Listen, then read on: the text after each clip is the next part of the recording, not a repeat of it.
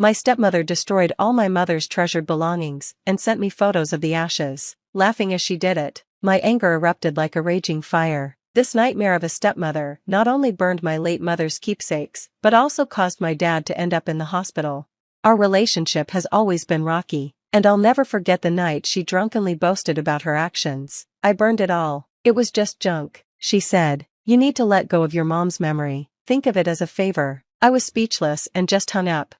A moment later, my phone buzzed with a flood of messages from her, photos of ashes with laughing emojis. At that time, my dad and I were camping, so I woke him to share the news. He thought I was joking, but when I showed him the evidence, he went pale. He rushed outside his tent, clutching his chest as he had a heart attack. I called for an airlift, and it took 15 minutes for the helicopter to arrive. While we waited, my stepmother kept calling, but I ignored her. I held my father's hand tightly the whole time. He made it to the hospital and was taken to the ICU, where machines surrounded him. I sat by his side, watching him breathe, terrified at the thought of losing him. I wanted to be strong, but guilt overwhelmed me. I kept thinking that if I hadn't told him, he might have been fine, even though I knew that wasn't true. After what felt like forever, the doctors stabilized him. They said he was lucky to survive, but he remained in a fragile condition. Any more stress could be life-threatening. 4 days, I stayed close to him, anxious every time I stepped out of the room, fearing something might happen while I was gone. The doctors insisted he needed rest, but it was hard to find peace knowing my stepmother had destroyed my mother's belongings. My stepmother always seemed resentful of the way our family spoke fondly of my mother. Last Thanksgiving was the first time my dad introduced his new girlfriend, soon to be my stepmother, to the family. Everyone was curious and eager to meet the woman who finally brought some joy back to his life after years of sadness. I remember sitting next to my dad with my stepmother on his other side, her hand resting in his. She looked a bit nervous, which was understandable for meeting the whole family for the first time. As we were preparing plates for dinner, my dad kept reassuring my stepmother. The conversation, as it did every year, naturally shifted to memories of my mom. No matter how much time passed, she was always present in our hearts during these gatherings. Aunt Linda turned to my stepmom and said, "You're just as beautiful as Mary was," referring to my mom. "My brother sure knows how to pick them," she added with a smile. Everyone murmured in agreement, but I noticed my stepmom's smile falter for a moment. She quickly composed herself and nodded politely. As dinner went on, stories about my mom began to flow. People reminisced about how she made the best pecan pie, how she'd sneak an extra slice to my cousin Jake, and how she had a way of making everyone feel special. My stepmom smiled and nodded along, but I could sense tension growing within her. The atmosphere truly shifted when Uncle Joe began the prayer. We all bowed our heads, and as he always did, Uncle Joe led the blessing. "Lord, we thank you for this meal and the family gathered here today. We ask that you bless our food and our time together. We especially ask that you continue to bless Mary's soul. May she rest in peace and know she is missed dearly every day." The moment Uncle Joe mentioned my mom's name, I felt my stepmom tense up beside me, her hand, still holding mine under the table, gripped tighter. Even though her eyes were closed for the prayer, I could see how uneasy she felt. That's when I realized she was bitter about my mom, about how we still spoke about her, and how, no matter what she did, she would always be competing with a memory. When the prayer ended, she quickly let go of my hand and took a long sip of her wine as the family echoed amen. My dad, completely unaware, smiled at her and gave her hand a reassuring squeeze, but I saw it. Later, during one of our hospital visits, my dad woke up more alert than he had been in days. He looked at me with tired eyes and said he needed to talk to Stephanie, my stepmom. I was worried about my dad and what might happen if we pushed my stepmother too hard, but my dad was determined. He wasn't the type to let things slide, and I knew that ignoring the problem would only make it worse for him. So, I agreed that we would confront her together. After my dad was discharged from the hospital, we decided to address the issue at home. The tension in the air was thick when we entered the house. My stepmother was casually watching TV, acting as if nothing had happened. Just seeing her made my blood boil, but I kept calm for my dad's sake. He told her they needed to talk, and when she noticed he was home, she tried to greet him with open arms. He pushed her away, leaving her stunned. She asked what was wrong, and he didn't hold back. "You know damn well what's wrong. You burned all of my wife's things," he said. For a moment, she paused, her face turning red. Then she tried to justify her actions, blaming him for still loving my mom. He told her that while he loved my mom, That didn't give her the right to destroy her belongings. She shot back, asking why it mattered if they were just things cluttering the house. The argument escalated as she screamed at him. I could see my dad getting angrier, so I motioned for him to sit down. I didn't want another trip to the hospital, but despite his weakness, he shook off my hand. This was all she had left of her mom. You threw it all away just to make space, he yelled. She rolled her eyes, dismissing his feelings, claiming he was being too dramatic. She insisted he couldn't live in the past forever and needed to move on. My dad replied that this wasn't about moving on. It was about respect. That's when I jumped in. Infuriated that she showed no remorse, she retorted that it was her house too, that she was now the wife, and if we had a problem, we could leave. She even claimed we should be grateful to her for getting rid of my mom's belongings, saying it would help us heal faster and stop reminding us of her death. My dad countered that he paid the mortgage and that his name was on the documents. He demanded she leave immediately. This seemed to be the last straw for him, especially since she hadn't even visited him in the hospital. When she refused to go, the argument intensified. My dad's face went pale again, and I urged him to sit on the couch. I told her to leave my dad alone, but she didn't care about the pain she was causing him. Once his color returned and his breathing steadied, I helped him to bed. The next morning was unnervingly quiet, with the tension from the night before hanging heavy in the air. My dad, still exhausted and drained, remained in bed. I could hear his slow breathing through the thin walls. I went downstairs, half expecting her to be gone, but there she was, sitting at the kitchen table with a cup of coffee like nothing had happened. She didn't even glance up as I walked in, her eyes glued to her phone, fingers flying across the screen. The phone call started soon after. First, my aunt called, confused and concerned. My stepmother had phoned her in the middle of the night, crying about how my dad and I were ganging up on her and treating her like an outsider in her own home. I tried to explain the real situation, but I quickly realized my stepmother had already twisted the story. Then, my dad's best friend called. He was worried, saying my stepmom had told him that my dad was losing control, unable to handle his grief, and was lashing out at her for no reason. She had made it sound like we were the ones at fault, that we were the problem. It became clear she was going to fight, and she wanted everyone to believe her side of the story. I glanced over at her, still sitting at the table, smirking as she typed away on her phone. I couldn't take it anymore. I slammed my coffee mug down on the counter, the sound echoing through the kitchen like a gunshot. "What the hell are you doing?" I yelled. She finally looked up and calmly said she was making sure people knew the truth, claiming my dad and I weren't in the right state of mind to deal with things, so she was handling it. I laughed at the absurdity. She was serious. I told her she was lying to everyone, and I knew exactly what she was doing, painting us as the bad guys. She said she was just protecting herself and insisted that people needed to know what was really happening in our house. She went on a rant about how she'd never been welcomed in our home, that we treated her like a placeholder ever since my mom died. I fired back, reminding her that this was my dad's house and she was just bitter because she'd never measure up to my mom. I told her she needed to leave, or I'd call the police. She stood up slowly, eyes locked on mine. "We'll see about that," she said, brushing past me and leaving the house. As the door closed behind her, I knew this wasn't over. She was going to fight dirty, and if we didn't stop her, she'd take everything from us. After all the calls from family and friends, my dad's stress only got worse. He was barely sleeping, and it was taking a toll on his heart. The doctors warned us that if things didn't change, he might not make it. I couldn't stand by and watch her destroy him any longer. We needed to get her out of our lives, but she wasn't going to go quietly. That's when I realized we needed legal help. We found a lawyer who specialized in family law and began the divorce process. It was tough, and my stepmother fought us at every turn, but the harder she fought, the more her true nature came to light. She tried to play the victim and paint us as the bad guys, but the court saw through her lies. It was clear she had no remorse or empathy, just a selfish drive to get what she wanted, no matter who she hurt. The divorce was ugly. She dragged it out as long as possible, trying to drain us both financially and emotionally, but in the end, the court ruled in our favor, and she was forced to leave. We were finally free from her grip.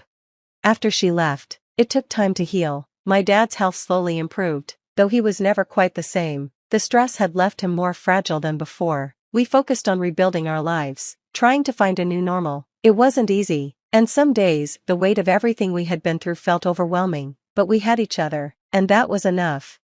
We didn't talk much about my mom's things after that. The loss was too painful. Then one day, While going through some old boxes in the attic, I found a small envelope tucked away in a corner. It was addressed to me in my mom's handwriting. My heart skipped a beat as I opened it, and tears filled my eyes as I read her words. She wrote about how much she loved me and how proud she was of the person I was becoming. At the end, she wrote, "No matter what happens, always remember that I'm with you in every memory, every moment. I'm there." I held the letter close to my chest, feeling a peace I hadn't felt in a long time. My mom might be gone, but she was still with me, in every memory, every moment, and no one could ever take that away. As time passed, the pain began to fade. My dad and I grew closer, knowing we couldn't change the past, but we could shape our future, and that's exactly what we did. We moved to a new house, a fresh start. On our first night there, we sat on the porch, watching the sunset. My dad turned to me with a small smile and said, "We made it." I smiled back, "Yeah, we did." Through it all, I knew my mom was watching over us, and I knew she would be proud of the people we had become. The lock clicked open with a familiar sound, but everything else felt wrong. Mother's house key felt heavier in my hand, weighted with finality. I pushed open the front door, and the wrongness hit me like a physical force. Gone was the gentle scent of lavender that had always perfumed these halls. Instead, an artificial pine freshener assaulted my nose. The walls, once adorned with my mother's cherished art collection, now displayed generic landscape prints in gaudy gold frames. "Jenna, we weren't expecting you until tomorrow." My father's voice carried from the kitchen, casual as if he hadn't abandoned us 10 years ago. "I'm Jenna, and this was supposed to be my homecoming." Instead, I stood frozen in my mother's foyer. No, my foyer now, staring at the stranger who shared my DNA. "Surprise," I said, my voice flat. "Where's Laura?" "She's upstairs, settling in. Listen, sweetheart." "Don't call me that." The words shot out before I could stop them. "Why are you here, Mark?" He flinched at the use of his first name. Good. Let him feel a fraction of the pain he'd caused. "Your mother and I had an arrangement," he said, running his hand through his graying hair.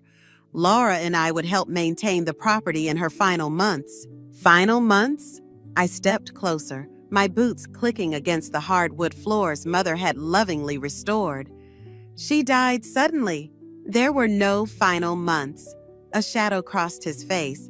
"Well, yes, but—" "Mark, who are you talking to?" Laura's voice drifted down the stairs, followed by her perfectly manicured presence. Her face tightened when she saw me. "Oh, Jenna, how unexpected." "It's my house," I said. "I don't need an invitation." Laura's laugh was like breaking glass. "Of course not, dear. We're just trying to help. Your mother would have wanted—" "Don't," my voice shook. "Don't you dare tell me what my mother would have wanted." "Now, Jenna." Mark stepped between us, playing peacemaker like he hadn't been the one to shatter our family in the first place. "We thought it would be easier if we were already moved in when you arrived, help you transition." "Moved in?" The words didn't make sense. "You're not staying here." "Actually," Laura smiled, all teeth in triumph, "we are. Your father and I discussed it, and we think it's best if we all live here together, as a family." A door creaked upstairs, and a young woman appeared. Emily, my half-sister, the replacement child. She looked between us, anxiety written across her features. "The will hasn't even been read," I said, my hands clenching into fists. "This is my inheritance." "About that," Mark cleared his throat. "There might be some complications." The world tilted sideways. "What complications?" "Nothing for you to worry about right now," Laura cut in smoothly. "Why don't you take your old room? We've kept it exactly as you left it." I looked at her, really looked at her. The careful makeup, the expensive clothes, the calculating eyes. Then at Mark, shifting his weight, avoiding my gaze. Finally, at Emily, who seemed to be trying to disappear into the wallpaper. "My mother's death certificate listed natural causes," I said slowly. "But there was nothing natural about it, was there?" The silence that followed was deafening. "I think," Laura said finally, her voice honey-sweet but her eyes cold, You should be very careful about what you're implying. Or what? Or you might find yourself with nothing at all. She gestured around the foyer. Your mother made some interesting decisions near the end. It would be a shame if certain documents came to light. I felt the trap closing around me, saw the gleam of victory in Laura's eyes, the guilt in Mark's face. Even Emily looked away. Fine, I said, the word tasting like ash. I'll stay, for now. Laura's smile widened. Welcome home, dear. I'm sure we'll all get along famously. I climbed the stairs to my old room, each step an effort. But as I reached the landing, I made a silent promise to my mother. They thought they had won, but they didn't know me. They didn't know what I was capable of. This wasn't over. It was just beginning. 3 days into our forced cohabitation, and Laura had already rearranged Mother's kitchen. I stood in the doorway, watching her sort through the spice rack, tossing bottles into a cardboard box. These are all expired, she announced without looking up. Really, your mother should have been more organized. My fingers curled around the door frame. Those aren't expired. They're homegrown. The dates are when she planted them. Laura's perfectly manicured hand paused mid-toss. Oh, well, they're taking up too much space. I need room for my own things. The sound of the front door opening saved me from responding. Mark walked in, briefcase in hand, Emily trailing behind him like a shadow. Everything okay in here? He glanced between us, already playing mediator. Perfectly fine, Laura chirped. Just doing some much-needed organizing. This kitchen was chaos. This kitchen was home, I muttered, moving to rescue Mother's prized rosemary. Laura's hand shot out, gripping my wrist. Careful, dear. Wouldn't want you to hurt yourself. The threat in her voice was subtle but clear. I yanked my hand back, catching Emily's wide-eyed stare from across the room. I'm making dinner tonight, Laura continued. Family meal, non-negotiable. I have plans with Mia. Cancel them? She smiled, all teeth. Family comes first, doesn't it, Mark? He cleared his throat. Listen to your stepmother, Jenna. The word stepmother hit like a slap. I turned to leave, but Laura's voice followed me. Oh, and Jenna, I'll need your mother's old study. I'm turning it into my home office. I froze. The study was sacred ground, Mother's sanctuary, filled with her books, her papers, her life's work. No. No? Laura's eyebrows arched. I don't think you understand. This isn't a request. And this isn't your house. I spun around. Those aren't your things to throw away or change or… Actually, Mark cut in, according to the preliminary paperwork. What paperwork? Silence fell. Mark and Laura exchanged glances. Show me, I demanded. It's complicated, sweetheart, Mark began. Stop calling me that. Show me the paperwork. Laura sighed dramatically. Emily, go to your room. I want to stay, Emily said quietly, the first words I'd heard from her since I arrived. Room, now. Emily hesitated, then slipped past me, her shoulder brushing mine. For a moment, I felt something pressed into my hand, a folded piece of paper. The situation is delicate, Laura said, drawing my attention back.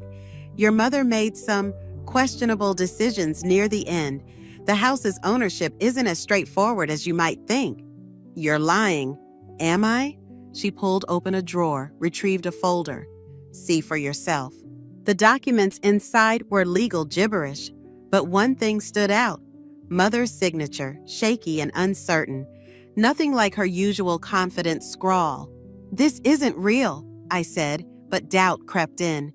She wouldn't, but she did. Laura's voice dripped false sympathy. She knew she needed help managing things.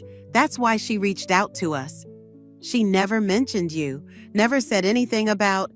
Because she was protecting you, Mark said. She didn't want you to worry. I looked between them. Laura's smug satisfaction, Mark's practiced concern. The paper Emily had slipped me burned in my pocket. Fine, I said finally. Keep the study. Keep whatever you want. Laura's triumph was immediate. I knew you'd be reasonable. Now, about dinner. I still have plans. I headed for the stairs, their protests following me up. In my room, I unfolded Emily's note. The handwriting was rushed, urgent. Check the loose floorboard under Mom's desk. There's something you need to see. I pressed the paper to my chest, heart pounding. For the first time since arriving, I felt something besides anger and grief, hope. Mother had always been methodical, always had a backup plan. Laura's voice carried up the stairs, discussing renovation plans with Mark. Let them plot. Let them think they'd won.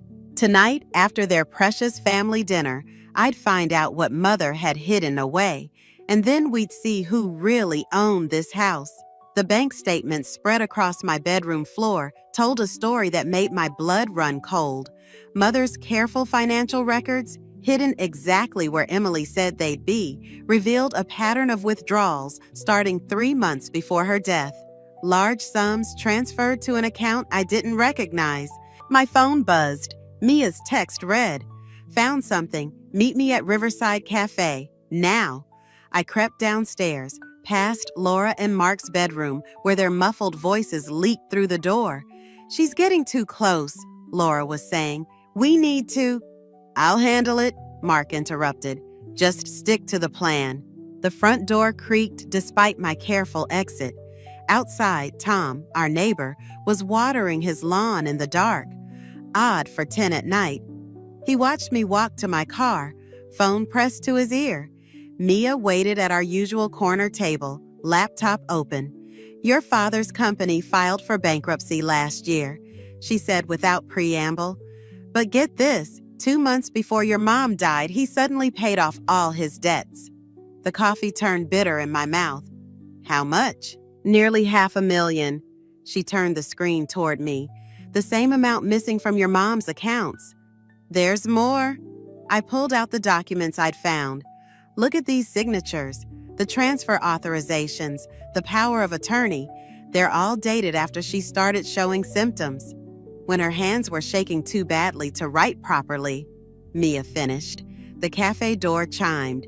Emily walked in looking nervous. She slid into our booth without invitation. "Mom's planning something," she whispered. I heard her on the phone with someone named Davidson. Something about finalizing paperwork tomorrow. Davidson? Mia's fingers flew across her keyboard. James Davidson, the real estate developer? My stomach dropped. "The one buying up all the historic properties downtown?" Emily nodded. "They're meeting at his office at noon. Mom thinks I'm at study group, but I followed her last time. She's been there before." "Why are you helping me?" I asked suddenly. "They're your parents." Emily's hands trembled around her untouched water glass.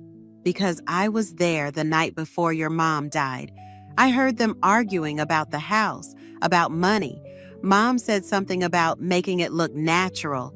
I didn't understand then, but now—" The cafe seemed to tilt sideways. "You think Laura—" "I don't know," Emily cut in quickly. "But I found these in her desk."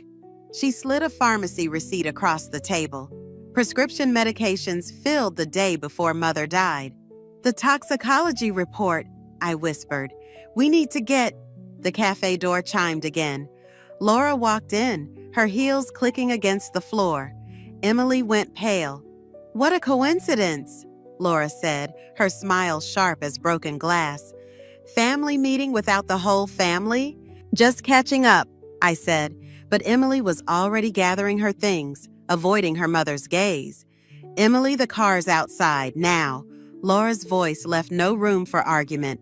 To me, she added, "Oh, and Jenna, your father wants to discuss the Davidson contract tomorrow, noon sharp." After they left, Mia gripped my hand. "You can't sign anything." "I won't." I stared at the documents scattered between our coffee cups. "But I need to be at that meeting. I need to know what they're planning." "It's dangerous. If Laura really did—" "My mother's dead," I cut her off, "and they're about to sell her house to a developer who'll tear it down. I need proof, Mia. Real proof." "And then what?" The question hung between us. Through the cafe window, I watched Laura's car pull away, Emily's silhouette rigid in the passenger seat. In my pocket, the forged signatures seemed to burn against my leg. "Then I take everything from them," I said, just like they took everything from her. Mia closed her laptop. "The police won't help without evidence, but tomorrow at Davidson's office..." I pulled out my phone, scrolling through contacts until I found the name I needed. "I think it's time I had a conversation with Tham. He's been watching this house for years. He must know something." "Be careful," Mia warned. "You're playing a dangerous game." I looked at the prescription receipt at the date that marked my mother's last day alive. "They started this game," I said. "I'm just making sure they lose." Tom's backyard was a mess of half-finished projects, but his kitchen was military neat. He poured coffee into a chipped mug, hands steady despite the late hour. "Your mother came to me first," he said, "about the missing money." "When?" "Week before she died. Said Mark had been pressuring her to sign some papers. She refused." He set the mug down hard enough to slosh coffee onto the counter. "Next thing I know, she's dead and they're moving in." "Why didn't you tell the police?" "With what proof?" His laugh was bitter. "Look, I've known Mark longer than you've been alive. Back when we were partners in the construction business, before he embezzled half our savings and left me to face the creditors. The pieces clicked together. That's why you've been watching the house, waiting for history to repeat itself." He pulled out a folder. "These are copies of everything I've gathered. Bank records, business dealings, phone logs. But there's something else."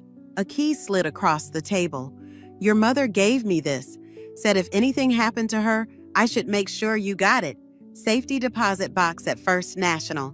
My phone buzzed. "Emily, Mom found the papers in your room. She's destroying everything. I have to go." I grabbed the key, my hands shaking. "Thank you for..." "Wait." Tom caught my arm. "There's more. Laura, she's not who she claims to be. Her real name is..." Headlights swept across the kitchen windows.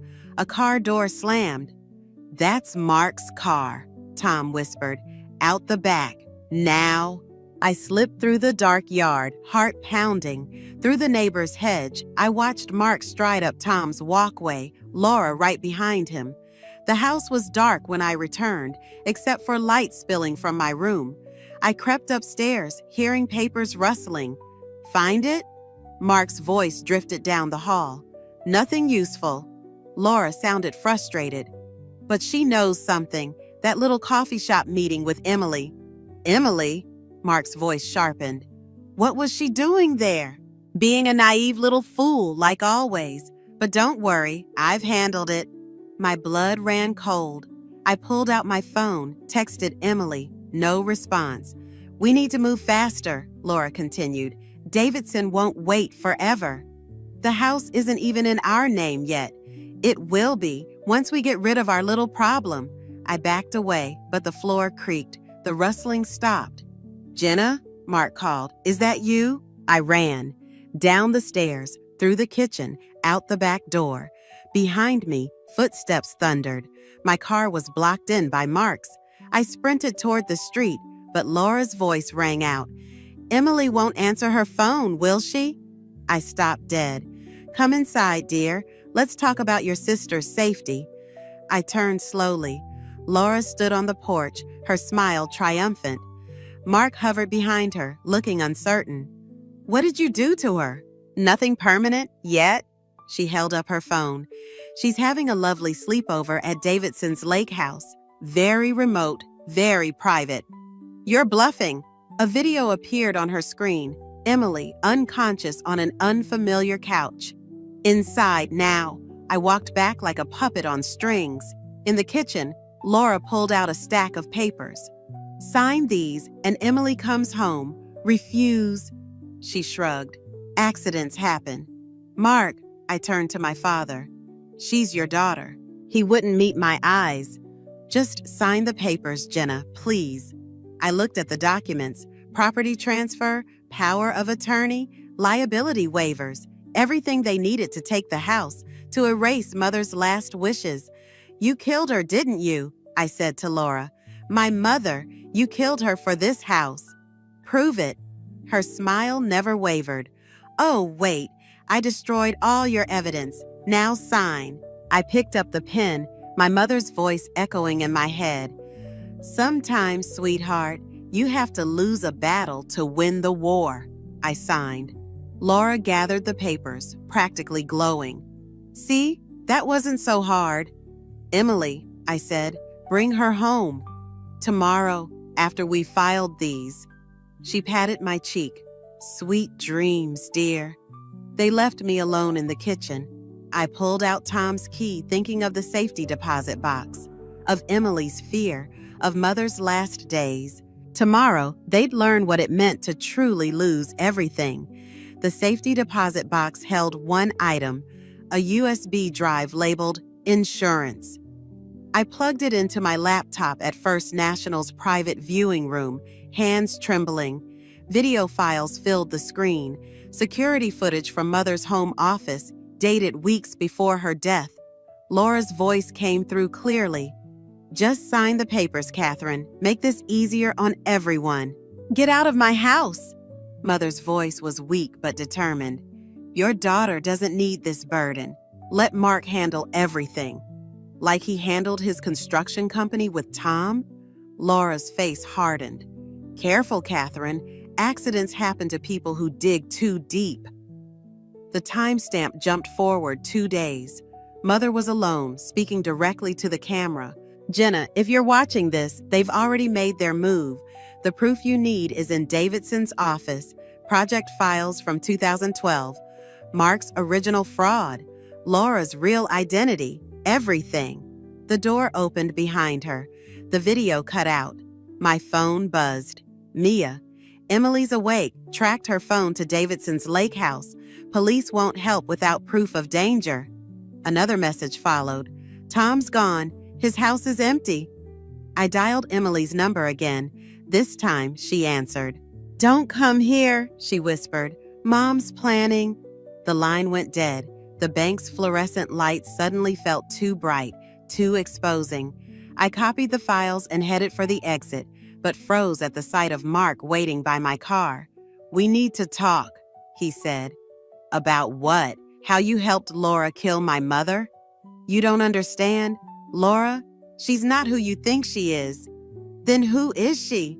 Someone dangerous? His voice cracked. Someone who's done this before. A black SUV pulled up. Laura stepped out, her smile predatory. Having a father-daughter moment? Stay back, Mark warned, stepping between us. Laura laughed. Oh, Mark, still playing protector? She pulled out her phone. Emily's getting quite bored at the lake house. Should I ask Davidson to entertain her? Touch her and I'll... You'll what? She held up the property papers I'd signed. These make everything legal. The house, the land, all of it. By tonight, Davidson's demolition crew moves in. Demolition? Mark turned pale. That wasn't the deal. Deals change. She checked her watch. Speaking of which, the police should be finding Tom's body right about now. Tragic accident. He really should have been more careful on those stairs. The world tilted. Tom's final warning about Laura's real identity echoed in my head. You're Catherine's daughter, aren't you? I said quietly.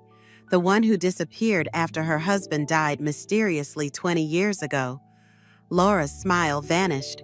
Mark stepped back, realization dawning on his face. Mother knew, I continued. She recognized you somehow. That's why you had to silence her. Clever girl. Laura's hand moved to her purse. Just like your mother, too clever for her own good. The police will find evidence of Tom's gambling debts, his suicide note, just like they found your mother's prescription overdose. She moved closer. The question is, what will they find when they investigate your accident? Mark grabbed her arm. This ends now. No, she pushed him away. It ends when I say it ends, just like before. My phone buzzed again. Emily. Got away. Don't trust Mom. She killed. Laura's hand shot out, snatching my phone. Emily needs to learn obedience, like mother, like daughter. She's your child. She's a liability, like you. She turned to Mark. Choose now, her or me. Mark looked between us, 26 years of absence hanging in the air. I'm sorry, Jenna, he whispered, stepping beside Laura. Good choice. Laura smiled. Now, Jenna, about that USB drive. I backed away, Mother's last message burning in my mind. Davidson's office, the proof. You can have it, I said. It's in my car. As they moved toward my vehicle, I ran. Behind me, Laura's laugh echoed off the bank's marble walls. Run all you want, dear. But remember, I know where Emily is, and accidents happen so easily at lake houses. I didn't stop running. Emily was out there somewhere. The proof waited in Davidson's office, and Mother's voice guided me forward. Sometimes, sweetheart, the best revenge is letting them think they've won. Davidson's office loomed before me, its windows dark except for one, third-floor corner office, where Mother said the proof would be, where Emily's text had originated. I picked the service entrance lock, a skill learned from Tham before Laura had gotten to him. The stairwell camera's red light was dead, Mia's handiwork with the security system. Voices echoed down the hall as I reached the third floor. The demolition crew is ready, Davidson's voice. Once the house is gone, the evidence disappears. And my daughter? Laura, still sedated. She won't remember anything about tonight. I edged closer, phone recording. And the other one? Davidson again. Jenna? Laura's laugh sent ice through my veins. Currently hunting ghosts in your filing room. Mark's watching the entrance. My father's voice joined them. This isn't what we agreed. Shut up, Mark. You lost your vote when you let Catherine figure it out. I reached the filing room, fingers trembling as I searched for 2012. The drawer was empty. Looking for these? I spun around. Laura stood in the doorway, holding a thick folder. Behind her, Mark wouldn't meet my eyes. Mother knew what you were, I said. Catherine's daughter, the one who killed her own father. Stepfather, Laura corrected. Just like I killed his first wife, Catherine. Just like I killed your mother. Family tradition, you might say. Why? Money, power. The thrill of watching people realize too late who I really am. She dropped the folder into a metal trash can. Want to know how your mother looked when she finally understood? Stop, Mark pleaded. No, let's tell her everything. Laura struck a match. How Catherine begged for her daughter's life. How easily the prescription drugs mixed into her evening tea. The folder caught fire. How Tham figured it out too late. She smiled. Poor Tham. Those stairs were so treacherous. Emily knows, I said. She'll tell. Emily won't remember anything after her unfortunate overdose tonight. Tragic, really. Following in her sister's footsteps. Sister. That's right, Laura's eyes glittered. Emily is Catherine's daughter, too. My little sister, hidden away all these years, until I found her. The room spun. Emily, my sister, Mother's daughter. Mark knew, Laura continued. He helped hide her back then. His payment for embezzling from Tham. One secret for another. I tried to protect her, Mark whispered. Both of them. By letting their mother die? He flinched. Enough talking. Laura pulled out a syringe. Time to join the family tradition. I backed away, but Mark grabbed my arms. I'm sorry, he said. She'll kill Emily if I don't. I fought, but Laura was already moving forward, needle ready. A gunshot cracked through the room. Laura staggered, blood blooming on her shoulder. Behind her, Emily stood in the doorway, Tham's gun steady in her hands. Get away from my sister, she said. Laura lunged, another shot. This time she fell. Mark released me, rushing to Laura's side. Emily's hands shook. The police are coming, she said. Mia called them. We have proof, everything, the videos, the files Tham saved. Tom's dead, I said. No, Emily smiled shakily. He's downstairs with Davidson, very much alive and very ready to testify. Laura laughed, blood staining her teeth. You think this changes anything? The house is still mine. The demolition is canceled. Tom's voice came from the hallway. Along with your entire operation, Sarah Williams. Or should I say, Laura Davidson? Davidson? I turned to Emily. James Davidson's first wife, she explained. Before she killed him and stole his company. Before she found Mark and learned about her sister's daughter, me. Laura's face contorted. You were mine, my second chance. I was never yours, Emily said, and now everyone will know exactly who you are. Police sirens wailed outside. Laura's eyes met mine, all pretense gone. You think this is over? She snarled. You think you've won? I picked up the burning folder, now only half destroyed. Yes, I said, I do. Why? Because Mother taught me something you never learned. I watched the evidence of her crimes smolder. Real family protects each other. They don't destroy each other. The police burst in, and Laura's facade finally shattered completely. In her eyes, I saw what Mother must have seen at the end. Not a monster, but something far more dangerous. A broken woman who'd never understood what family truly meant. Emily took my hand as they led Laura away. Behind us, the sun rose over Mother's house. Still standing, still ours, still home. The prison visiting room smelled of bleach and desperation. Laura sat across from me, orange jumpsuit stark against her pale skin, handcuffs glinting under fluorescent lights. Come to gloat? Her voice was hoarse, but her eyes still burned. I need to know why. I placed Mother's photo on the table between us. The whole truth. Truth? She laughed. Which one? How I killed my stepfather when I was 17, how I found Emily, my sister's secret daughter, and molded her into my own? Or how your precious mother figured it all out? Start with Emily. Laura's fingers twitched toward the photo. The guard tensed. Catherine was always the golden child, she said. Even after she got pregnant at 16, they protected her, hid her away, gave her baby to a friend to raise, Mark. Her smile turned cruel. He never told you why he really left, did he? The pieces clicked. Mother found out. She recognized Emily. The resemblance to Catherine was striking. Laura leaned forward. I spent years tracking my sister's child. When I found Mark, it was almost too perfect. He needed money. I needed access. Emily needed a mother. She had a mother. You killed her. Catherine was weak, like your mother. Both of them so concerned with doing the right thing. She spat the words. They never understood. Family is power, control. Is that why you're here now? To maintain control? Her eyes narrowed. What do you mean? I pulled out another photo, security footage from Davidson's office, dated last night. Laura's attorney passing her something during a consultation.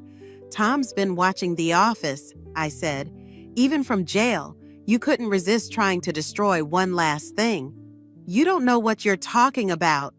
The demolition crew, the one you hired to accidentally start a fire at the house tonight, during Emily's welcome home party.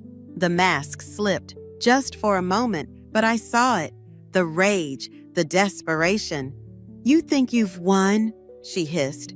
That house holds secrets you can't imagine, documents, evidence, things that would destroy more than just me. Like these? I slid forward one final photo, the hidden safe in Mother's study, open and empty. Laura's composure shattered. When? This morning. Everything's gone. Everything you tried to hide about Catherine, about Emily's real parents, about all the others you've destroyed. I stood. It's over. Wait, her voice cracked. What are you going to do? Nothing. Nothing? The evidence is where it needs to be. Emily is home. The house is safe. I gathered the photos. You've lost everything, Laura, just like you made others lose everything. That's punishment enough. You're lying. You want revenge. What I want is to go home, to my sister, to the life you tried to steal. I turned to leave. Goodbye, Laura. I'll tell them everything, she shouted. About Mark, about Tom's part in it all. They already know. Mark confessed this morning. Tom testified an hour ago. I looked back one last time. That's the difference between us. Real family protects each other, even when it costs them everything. The guard moved to escort me out, but Laura's voice followed. She cried for you, your mother, at the end, begged me not to hurt her daughters. I stopped. She died thinking she failed to protect you both. My hands shook, but I kept walking. Outside, Emily waited by the car. Did she tell you? Everything. I handed her the photos. About Catherine, about why she really targeted our family. Emily stared at our mother's picture. What do we do now? My phone buzzed. Mia. Demolition crew intercepted. Fire marshal found the accelerant. It's done. Now, I said, we go home. We honor both our mothers. And we live, really live, knowing Laura will spend the rest of her life watching us be the family she never understood. As we drove away, I glimpsed Laura at her window, a small figure growing smaller, her power finally reduced to nothing but bitter memories and prison walls. Emily squeezed my hand. In her face, I saw echoes of Catherine, of Mother, of the strength that Laura had tried to destroy, but had only made stronger. Together? She asked. Together, I answered, and drove toward home. The lavender bloomed exactly where Mother had planted it. Emily knelt beside the garden bed, carefully transplanting the new seedlings, while Mia documented everything for the Historical Society's preservation records. Found another one, Tom called from the porch, holding up a hidden camera, the last of Laura's surveillance network. He dropped it into a box already full of similar devices. I stood in Mother's study, now restored to its former glory, except for one addition, a framed photo of Catherine, Emily's birth mother, placed beside Mother's desk. Two women who'd loved their daughters enough to die protecting them. The doorbell rang. Mark stood outside, looking older than his years in his court-mandated monitoring device. The prosecutor offered a deal, he said without preamble. Full testimony against Laura's other crimes in exchange for house arrest. And I turned it down. Taking responsibility means accepting consequences. He handed me an envelope. The last of the documentation you'll need. Property deeds, bank records, everything. From the garden, Emily watched us, her expression guarded. She asks about you, I said. She shouldn't. He stepped back. Some mistakes can't be undone.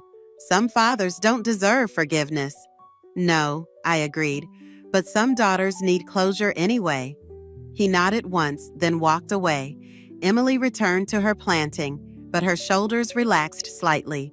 Inside, I found a letter mixed in with Mark's documents, written in Mother's hand, dated the day before she died. My dearest Jenna, by now you know about Emily, about Catherine, about the web of lies that brought us here. But there's one truth Laura never understood. Family isn't about control or power. It's about choice.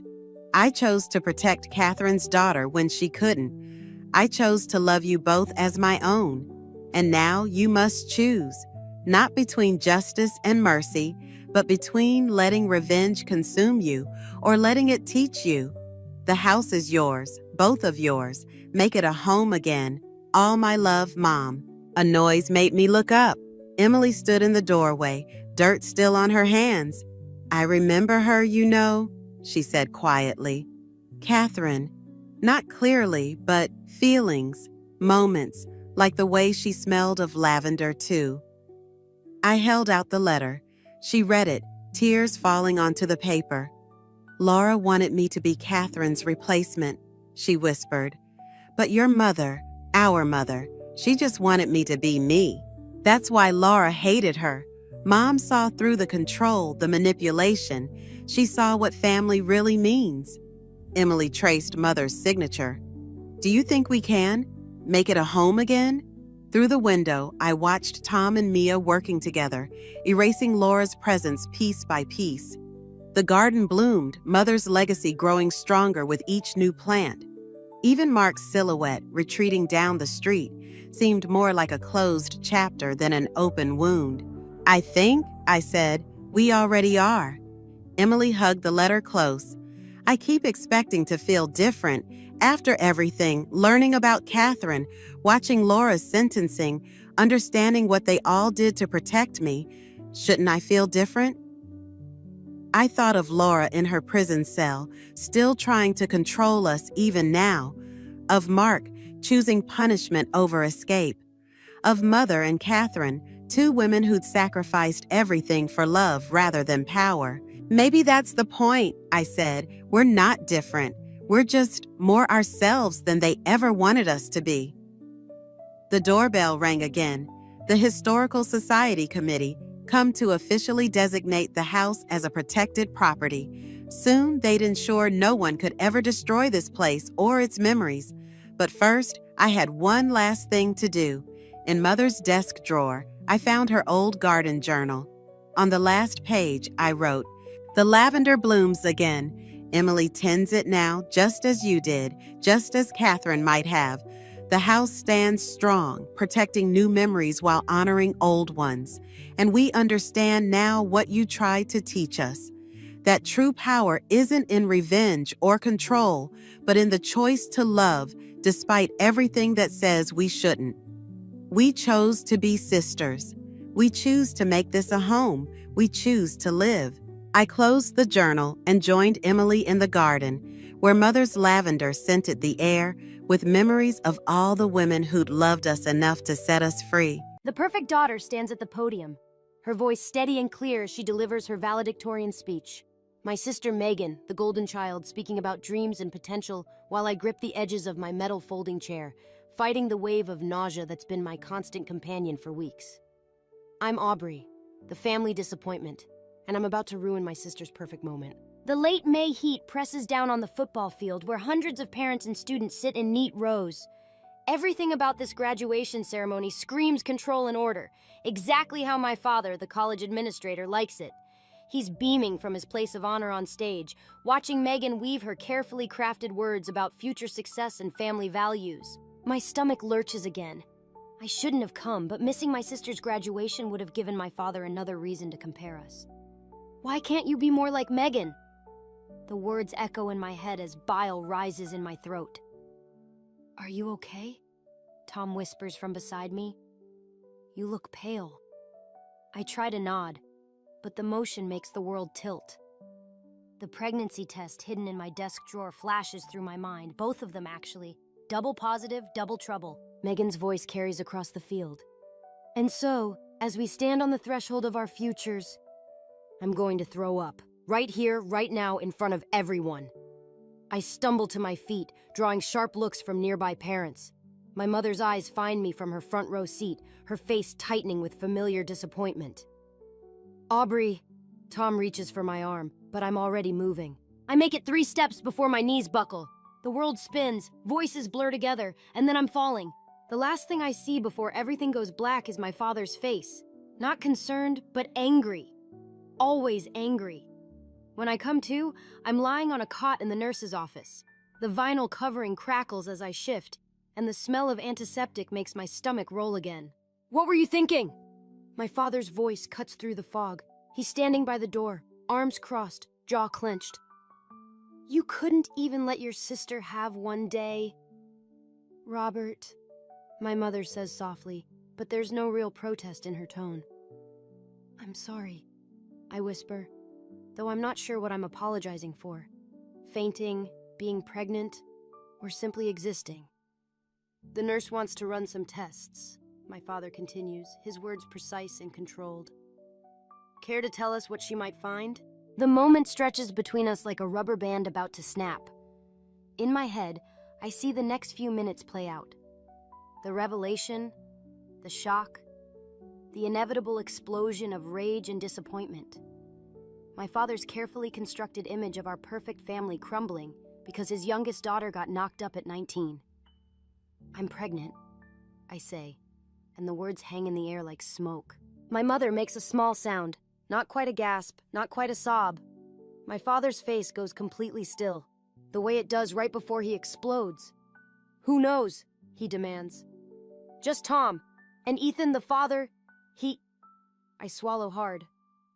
He doesn't want anything to do with it. Of course he doesn't, my father snaps. This ends now. We'll make arrangements. No. The word comes out stronger than I expected. This isn't a discussion, Aubrey. You will not destroy everything we've built. Everything your sister has worked for. I sit up slowly, the room swaying slightly. I'm keeping it. The hell you are. He steps closer, looming over me. You're barely more than a child yourself. You have no job, no degree, no future. You will do as I say. Looking into his eyes, I see something I've never noticed before. Fear. Not for me, but for himself. For his reputation, his control, his perfect family facade. No, I say again. And in that moment, something shifts inside me. A seed of resistance taking root, growing stronger with each beat of my heart. I won't. His face darkens, and I know what's coming next will change everything. But for the first time in my life, I'm ready for the storm. The drive home feels like a funeral procession. My father's Mercedes leads the way, my mother silent beside him. I'm in the back of Tom's beaten-up Honda, watching the familiar streets blur past, each turn bringing us closer to the confrontation I know is coming. I can turn around, Tom says quietly. We could just drive. Keep going until we hit the coast. The offer tempts me more than I want to admit, but running won't solve anything. I learned that lesson watching my Aunt Clara disappear from our lives years ago, leaving nothing but whispered accusations and my father's rage in her wake. Our house looms ahead, all perfect angles and manicured lawns. A prison disguised as a home. Tom pulls up to the curb, and I catch my sister's car already parked in the driveway. Of course Megan would be here. She's probably already planning damage control. You don't have to do this alone, Tom says. Yes, I do. I squeeze his hand once before stepping out into the evening air. Inside, voices drift from my father's study. I pause in the hallway, my hand resting unconsciously on my still flat stomach. She's always been difficult, my mother's voice, strained and tired. But this ends tonight. My father's tone leaves no room for argument. I won't have her destroy everything we've built. Maybe if we just... Megan starts. Enough! A sharp crack, his hand hitting his desk.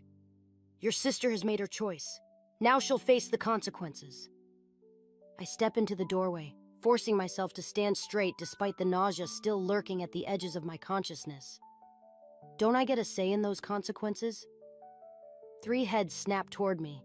My father behind his massive desk, my mother perched on the leather sofa, and Megan standing by the window, a perfect family portrait about to shatter. You lost that right when you decided to throw away your future, my father says. Do you have any idea what this will do to our reputation, to your sister's career prospects? My career prospects? Megan's voice cracks slightly. Dad, that's not... Of course it is, he cuts her off. Everything we've worked for. Everything we've sacrificed to maintain our standing in this community. And you? He turns back to me. You just had to play the rebel. Couldn't stand seeing your sister succeed, could you? The accusation hits harder than I expect. This has nothing to do with Megan. Everything in this family has to do with everyone in this family, he snaps. Your mother and I have already made the arrangements. Dr. Phillips owes me a favor. This can all be handled quietly, and we can put this unfortunate incident behind us. No. The word comes out steady, surprising even me. This isn't a discussion, Aubrey. You're right, I say. It's not, because this isn't your choice to make. My mother finally speaks, her voice soft but sharp. You're 19, living under our roof, dependent on our support. What exactly do you think your options are? I'll leave. The words taste like freedom and terror mixed together. And go where? My father laughs, but there's no humor in it. To that boy's house? The one who couldn't even face us today? Robert, my mother warns, but he's building steam now. Or maybe to your Aunt Clara? Following in her footsteps of poor decisions and burned bridges? Something in his tone makes me pause. There's more there. Something raw and personal in the way he spits out Aunt Clara's name. I file it away for later examination. I'll figure it out, I say. But I'm keeping this baby. Then you'll do it without our support. He stands, towering over his desk. No money, no car, no college fund, nothing. Dad, please. Megan steps forward, but he silences her with a look. You have until morning to pack your things, he continues. After that, you're no longer welcome in this house. My mother makes a small sound, quickly stifled. Megan's face has gone pale, her perfect composure cracking around the edges. And in that moment, I see them all clearly. Puppets dancing to my father's tune, too afraid or too broken to cut their strings. Fine, I say, and turn to leave. But at the doorway, I stop. You know what's funny? You're so worried about your reputation, about what people will think. But at least I'm honest about my mistakes. What about yours? I don't wait for his response. As I climb the stairs to my room, I hear the first cracks forming in their perfect facade. My mother's muffled sob, Megan's raised voice, my father's sharp commands for silence. Tomorrow, I'll be gone. But I'm starting to realize that leaving might just be the beginning of something much bigger than a teenage pregnancy scandal. Dr. Phillips's office smells like artificial lavender and judgment. The pamphlets on the coffee table mock me with their cheerful fonts and sanitized language about options and choices. My mother sits 3 chairs away, her spine rigid, checking her watch every 30 seconds as if she could speed time through sheer will. Aubrey Thompson? The nurse's voice carries across the waiting room. I stand, my legs shaking. My mother rises too, but I hold up my hand. I'm going alone. Don't be difficult, she whispers, but I'm already following the nurse down the sterile hallway. Dr. Phillips looks exactly like someone my father would know. Expensive watch, practiced smile, the kind of confidence that comes from never having your authority questioned. He gestures to the examination chair while reviewing my chart. So we're looking at approximately 8 weeks, he says, not really a question. Robert explained the situation. We can take care of this quickly and discreetly. I want to know about the risks. He looks up, surprised. The procedure is very safe. We can have you back home by... All the risks, I interrupt. Long-term complications, future fertility, everything. Something flickers across his face. Annoyance, maybe respect. He sets down the chart. There's always a small chance of complications. In rare cases, scarring can affect future fertility, but given your situation... What situation? My father's reputation? The doctor's carefully neutral expression cracks slightly. Your father is concerned about your future. Sometimes we need to make difficult choices to protect... To protect what? My voice rises. The family name? His position at the college? Tell me, Dr. Phillips, how many other girls has my father sent to you for discreet solutions?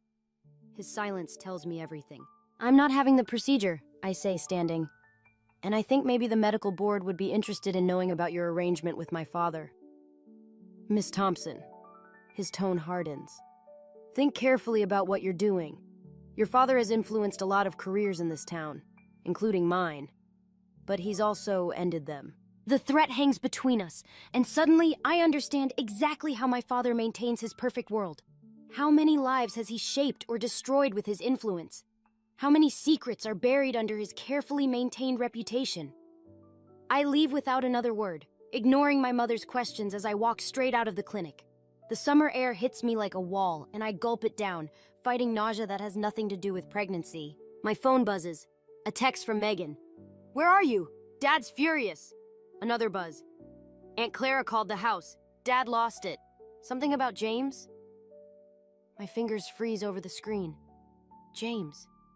A name I've never heard before, but it made my father lose control? I save the message just as Tom's car pulls up. You okay? He asks as I slide into the passenger seat. Drive to Aunt Clara's. Your parents won't look for me there. They haven't spoken to her in years. I punch her address into his GPS, the one my mother thought I didn't know about, carefully preserved in an old address book hidden in her desk. What happened in there?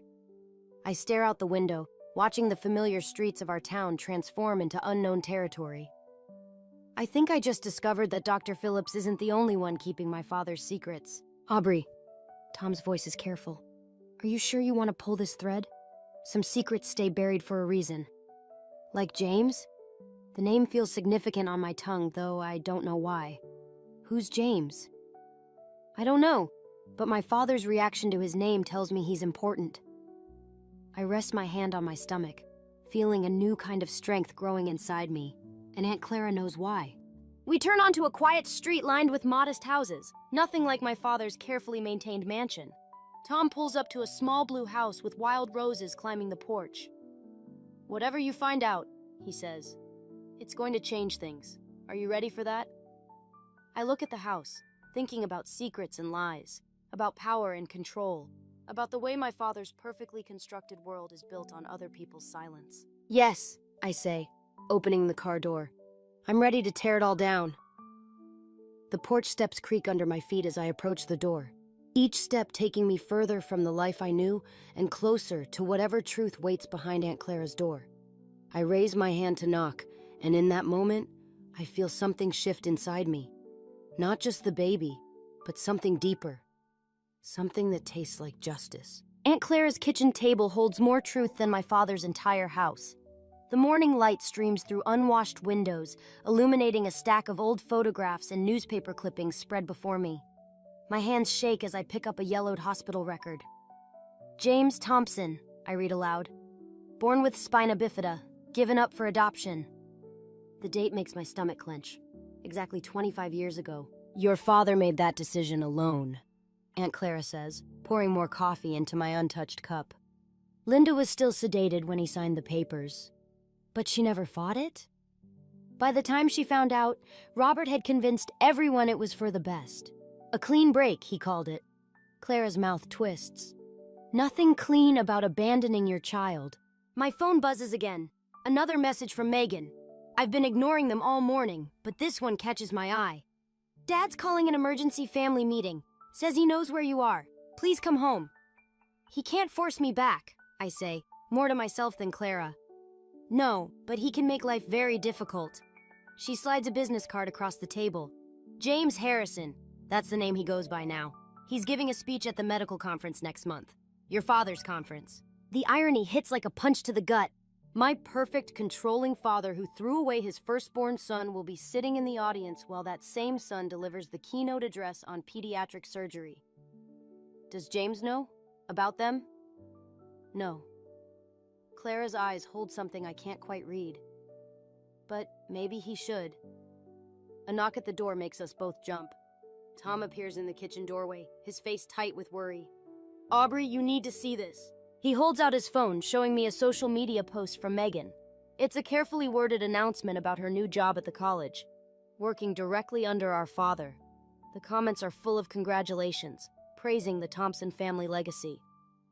"She's choosing his side," I whisper. "She's choosing survival," Clara corrects. "Just like I did once. Just like your mother still does." Another message pops up, this one from an unknown number. My heart stops when I open it. It's a photo of me entering the abortion clinic yesterday, clearly taken without my knowledge. The caption reads, "What would the board think about Dr. Phillips's special arrangements?" "He's threatening me," I say, showing them the message. Tom's jaw tightens. "We should go to the police." "With what? My father owns half this town." The realization hits me hard. "That's why you left, isn't it, Clara? You knew something." She doesn't answer immediately, instead walking to a locked drawer in her desk. The key shakes slightly in her hand as she removes a thick manila envelope. "I kept records," she says finally. "Of everything. Every girl your father sent to Phillips, every career he destroyed, every favor called in, including what really happened with James. Why didn't you use them?" "Because exposure would hurt more than just Robert. All those girls, those families, they've built new lives. Some secrets protect the innocent as much as the guilty." She places the envelope in front of me. "But maybe it's time for the right truth to come out." I stare at the envelope, feeling the weight of lives and lies pressing down on me. Through the window, I can see my father's Mercedes pulling up to the curb. He's here, Tham says quietly. Good. I stand, one hand on my stomach, the other gripping the envelope. Let him come. Aubrey! Clara's voice stops me. Remember, revenge and justice aren't always the same thing. I look at the envelope, then at the photo of James speaking at a medical conference. Successful, whole, everything my father tried to throw away. In that moment, I realize what I have to do. No, I agree. Sometimes justice is better. The doorbell rings, its cheerful chime at odds with the tension filling the room. I take a deep breath, feeling my child move within me. Another life my father wanted to erase. But this time, the choice isn't his to make. I head for the door, the envelope secure in my hands, ready to face whatever comes next. Because sometimes the best revenge isn't destroying someone's perfect world, it's forcing them to face the truth they've spent a lifetime burying. The medical conference program feels heavy in my hands. James Harrison's photo stares back at me. My father's abandoned son, now a celebrated pediatric surgeon. 3 weeks of planning have led to this moment, watching the conference center fill with doctors, administrators, and my father's carefully cultivated network of influence. He's arriving in 10 minutes, Tham says, checking his phone. Security confirmed it. I adjust my visitor's badge, conscious of my growing belly beneath the loose blazer. 4 months pregnant, and already my body betrays secrets I'm not ready to share. Aubrey? Megan's voice makes me freeze.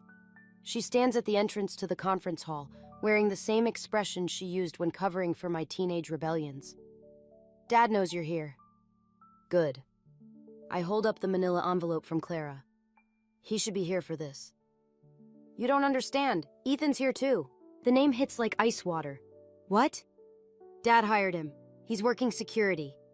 She steps closer, lowering her voice. He knows things, Aubrey, about the baby. My hand instinctively moves to my stomach.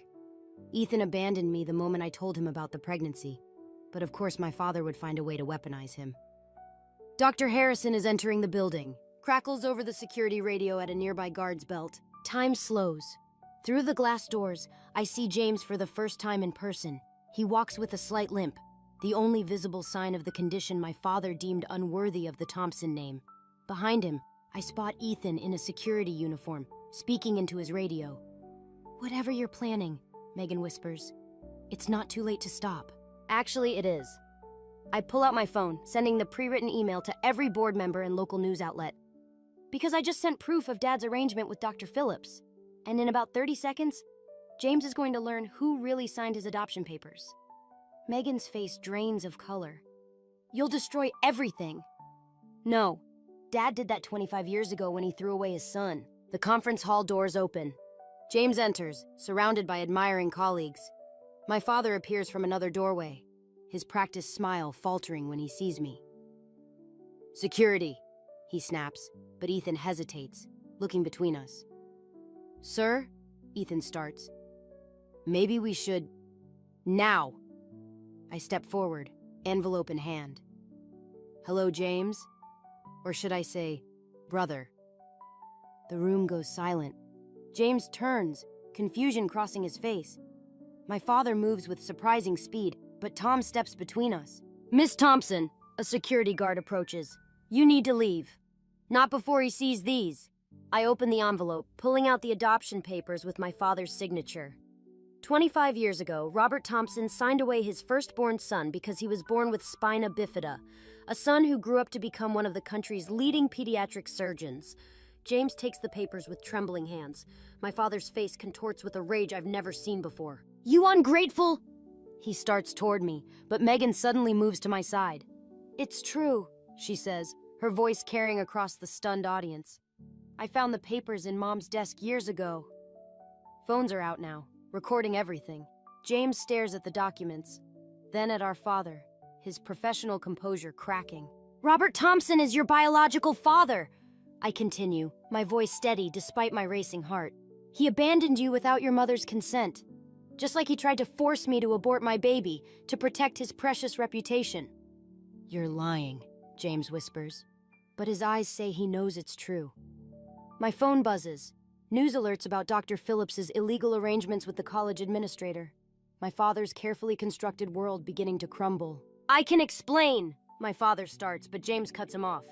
Explain what? How you threw away a child because he wasn't perfect? How you're still doing it? Ethan steps forward, removing his security earpiece. Sir, I can't. I won't help you hurt her again. The room erupts in whispers. My father's network watching his control slip away. But as I look at James's devastated face, at Megan's tears, at the pain rippling through our broken family, I realize revenge tastes different than I imagined. I didn't do this for revenge, I say, loud enough for everyone to hear. I did it because some truths need to be told. Some lies need to end.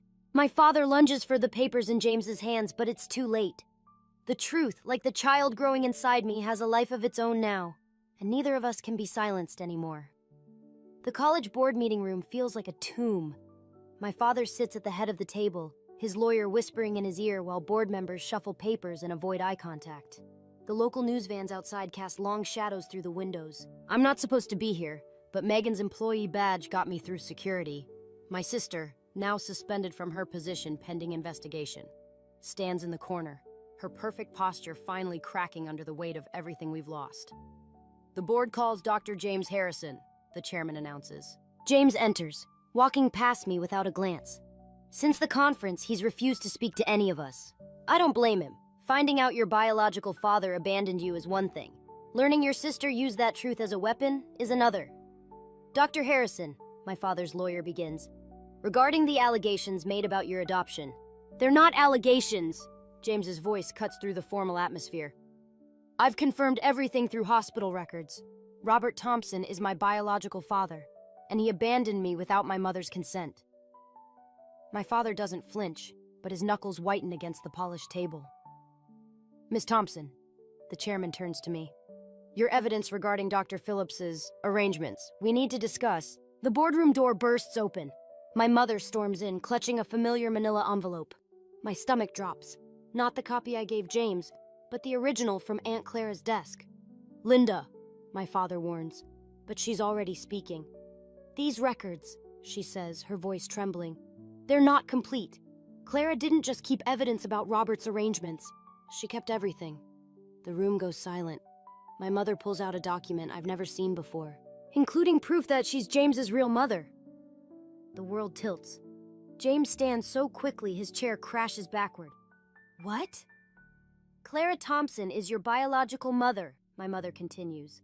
Robert forced her to give you up, threatened to expose her relationship with a married doctor. He used you to control her, just like he's tried to control all of us. My father's mask finally cracks. You had no right. I had every right! My mother's voice rises. 25 years of secrets, of watching you destroy lives to maintain your precious reputation. And now our daughters. That's enough. My father stands. This meeting is over. No, James says quietly. It's not, because I'm pressing charges against all of you. The word hits like a physical blow. James, I never meant... To what? Use me for revenge? Destroy my life to punish him? He gestures at our father. You're all the same, playing games with people's lives, thinking you get to decide what truth deserves to be told. Megan steps forward. We were trying to help. Help? James laughs bitterly. I had a life, a career, parents who chose me. Now what do I have? A biological father who threw me away, an aunt who's actually my mother, and a sister who used my trauma for her own vendetta. The board members whisper among themselves. My father's lawyer scribbles furiously, and I stand there, feeling my carefully constructed plan crumbling around me. The district attorney's office will be in touch, James says, turning to leave. With all of you. As he walks out, I catch a glimpse of Aunt Clara in the hallway, her face pale and drawn. Our eyes meet briefly before she turns away, following her son into the shadows of truths I never should have unearthed. Well, my father says into the silence, his voice steady again. It seems my daughter's quest for justice has backfired rather spectacularly. He's right. In trying to expose his secrets, I've destroyed more than just his reputation. I've shattered James's life, betrayed Aunt Clara's trust, cost Megan her career, and now face potential legal consequences that could affect my unborn child's future. The baby kicks, as if sensing my despair. Tom's words echo in my head. Sometimes revenge hurts the avenger more than the target. I leave the boardroom without another word, walking past the news vans and reporters, past the familiar buildings where my father once reigned supreme. The truth is out now, but it's not the cleansing fire I imagined. Instead, it's a poison that's touched everyone I meant to protect. In the parking lot, I spot James helping Aunt Clara into his car. They drive away without looking back, leaving me alone with the realization that in my quest for justice, I've become exactly what I hated. Someone who sacrifices others for their own agenda. The worst part isn't the potential charges or the family I've destroyed. It's knowing that somewhere in this wreckage, I lost sight of who I wanted to be. The courthouse steps are crowded with reporters when my father emerges from his hearing. His lawyer shields him from cameras while flashbulbs capture his fallen empire. The great Robert Thompson, facing criminal charges for decades of manipulation and corruption.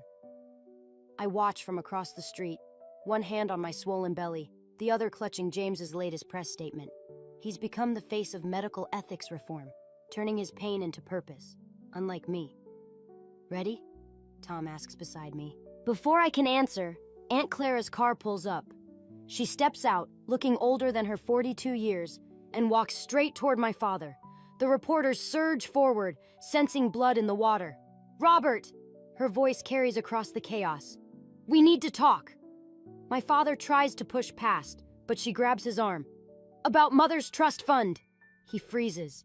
Even from here, I see the color drain from his face. "Not here," he hisses. "Yes, here." She turns to the cameras. "Should I tell them how you really paid for James's adoption? About the money you stole?" I move without thinking, crossing the street. Tom calls after me, but I'm already caught in the gravity of this moment. "What trust fund?" I ask, stepping into the circle of cameras. My father's mask cracks. "Aubrey, leave. Your grandmother left everything to Clara." My mother's voice comes from behind me. She emerges from the courthouse looking straight at her husband. But Robert convinced the lawyers she was unstable after her affair. Had everything transferred to him instead. "You used my inheritance to pay for my own adoption?" Clara's laugh is bitter. "To buy my silence?" The reporter's questions become a roar. My father's lawyer tries to intervene, but it's too late. "I protected this family!" My father shouts suddenly. "Everything I did was to maintain order, to preserve our name. By destroying everyone who didn't fit your perfect image?" I step closer. "James? Clara? Me? You ungrateful!" He lunges forward, but someone catches his arm. "James." "That's enough, father." The word drips with contempt.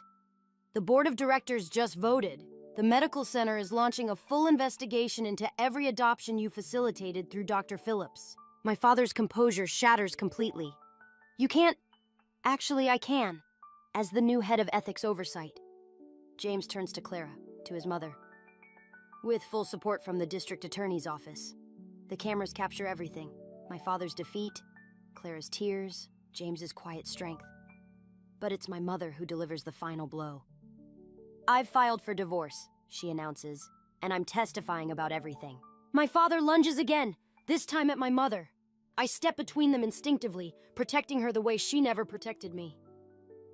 He pulls back at the last second, his hand frozen in midair, finally seeing what he's become. "You're just like him," he spits at me. "Using people's secrets as weapons, destroying lives for revenge." The words hit home, but not in the way he expects. Because he's right, I did become like him, and that's why this has to end differently. "No," I say quietly. "I'm choosing to be better. That's why I'm dropping the charges against you." The reporters fall silent. James and Clara turn to stare at me. "What?" my father whispers. "I'm having a daughter," I tell him. "And I won't teach her that revenge heals anything. The truth is out now. What happens next isn't about destroying you. It's about rebuilding everything you broke." I turn to James and Clara, starting with our real family.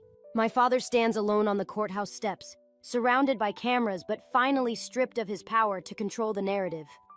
The truth has done what revenge never could. Set us all free. "Let's go home," I say to no one in particular, and everyone who matters follows. James, Clara, my mother, Megan, Tom. We leave my father to face the consequences of his own choices, not our vengeance. As we walk away, my daughter kicks, and I understand finally what Clara meant about some secrets protecting the innocent. The biggest secret was one I kept from myself. That healing comes not from revenge, but from the courage to build something new from the ashes of what was lost. Clara's garden blooms with late summer roses as I watch James teach my daughter to walk. Her tiny hands grip his fingers while she toddles across the uneven ground, his patience matching her determination. The sight makes my chest ache with something between joy and regret. "She has your stubbornness," Megan says, settling beside me on the porch steps. "She's different now, softer around the edges, but stronger at her core. The job she found at a women's shelter suits her better than our father's carefully planned career ever did." "And your grace," I reply, watching my daughter's careful steps. The screen door creaks behind us. My mother emerges with lemonade, her wedding ring notably absent. The divorce papers arrived yesterday, along with news of my father's plea deal. House arrest instead of prison, his empire reduced to a monitored existence in the same mansion he once ruled. "Ethan called again," my mother says quietly. "I know."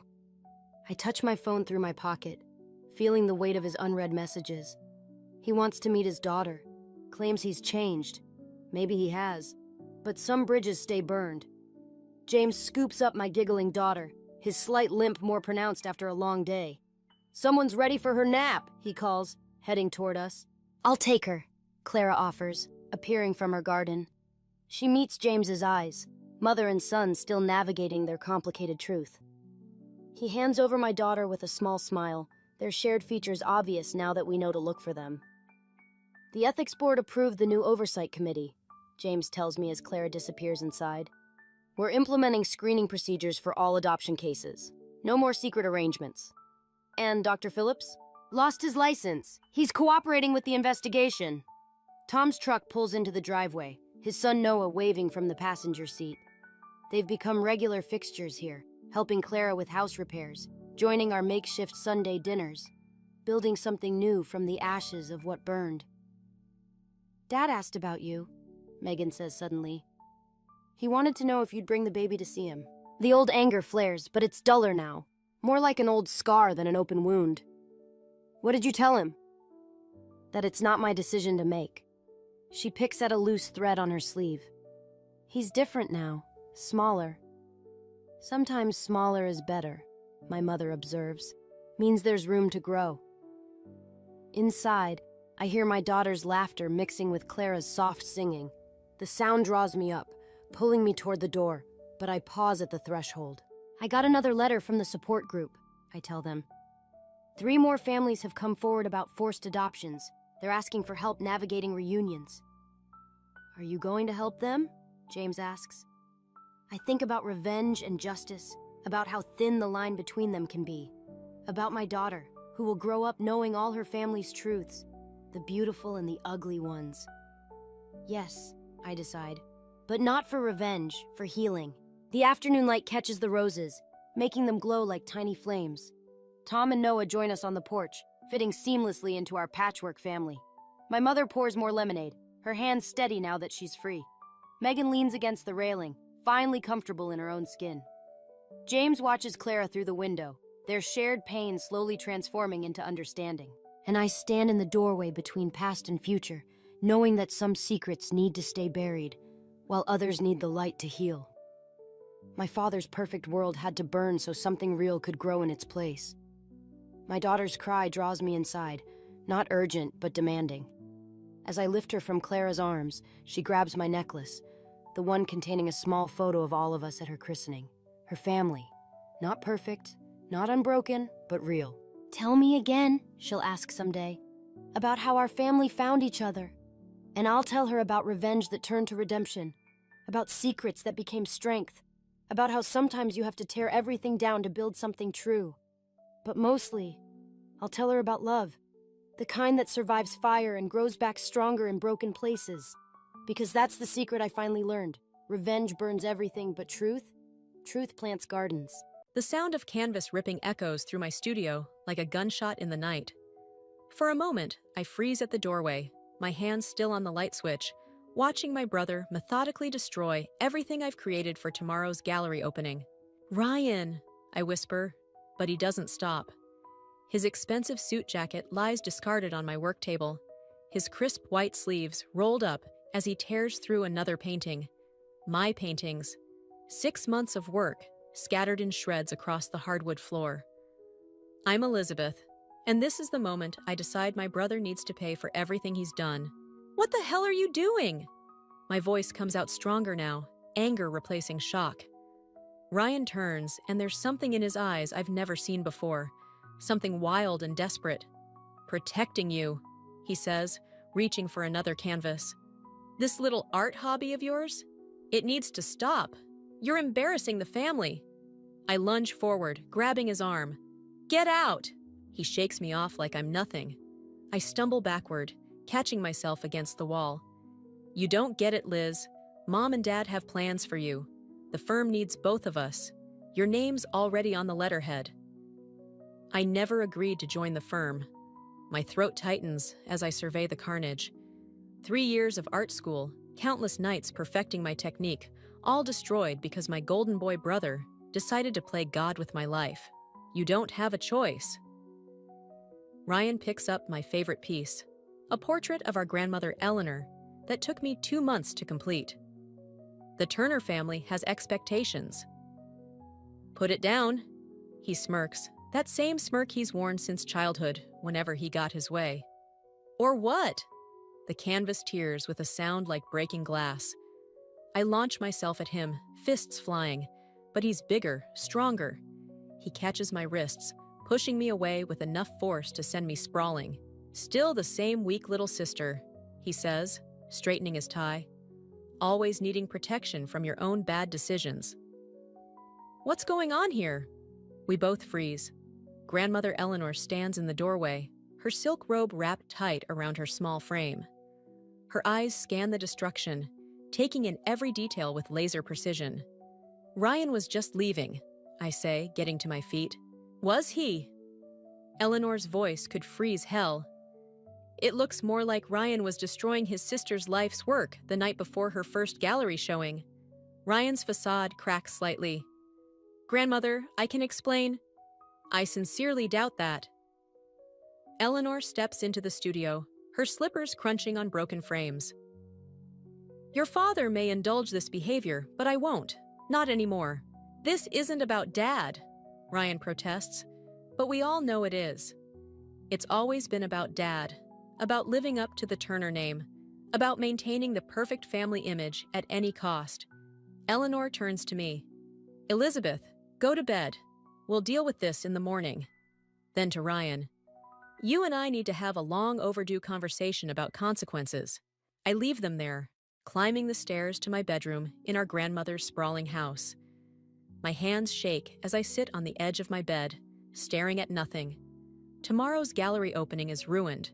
My chance to prove myself, destroyed. But something else is rising from the ashes of my art. Something cold and calculating. Ryan has always been the favorite, the chosen one. He's spent years undermining me, belittling my choices, making sure I stay in his shadow. But tonight, he's made a fatal mistake. He's shown his true colors to the one person whose opinion actually matters in this family. I pull out my phone and start typing. Samantha, I need your help. Remember that thing we discussed about Ryan's business dealings? It's time. My brother thinks he's protected me from making a mistake. Instead, he's just given me the perfect reason to destroy everything he holds dear. And I'm going to enjoy every moment of it. Grandmother Eleanor's dining room feels like a courtroom the next morning. My parents sit rigid in their usual spots, while Ryan slouches in his chair, tie loosened, dark circles under his eyes. The remains of my ruined artwork mock me from the studio next door. This isn't necessary, my father says, checking his Rolex. We can handle this internally. Eleanor's silver spoon clinks against her teacup. Like you handled it when Ryan forged Elizabeth's signature on those internship rejection letters? My head snaps up. He did what? Grandmother, Ryan warns, but Eleanor continues. 3 prestigious art internships, all accepted you, Elizabeth. But someone, her eyes pierce Ryan, made sure you never knew. The room spins. Those rejections had crushed me, made me question everything about my art. I gripped the edge of the table, knuckles white. When? Last summer, Eleanor says. I discovered the truth when the Hartley Gallery called, asking why you never responded to their second offer. My mother reaches for Ryan's hand. He was protecting the family name. He was protecting himself. I cut in, my voice sharp enough to make her flinch. God forbid anyone succeed at something he can't control. Ryan straightens, adjusting his collar. You want to talk about protection? Tell them about your little investigation into my business dealings, Liz. Tell them how you've been digging through my files with your friend Samantha. My father's face darkens. Is this true? What's true, Eleanor interrupts, is that I'm making changes to my will this afternoon. She sets down her teacup with finality.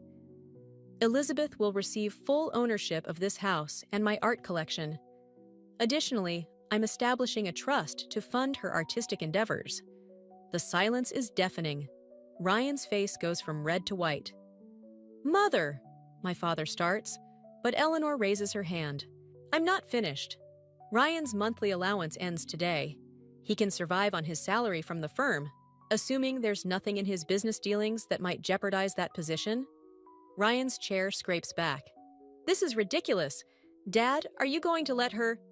Sit down, Eleanor commands. For once, Ryan obeys. Elizabeth, I've arranged for a showing of your work next month at the Hartley Gallery. They're quite eager to make up for lost opportunities. My mother's perfectly manicured nails drum against the table. Eleanor, you're overreacting.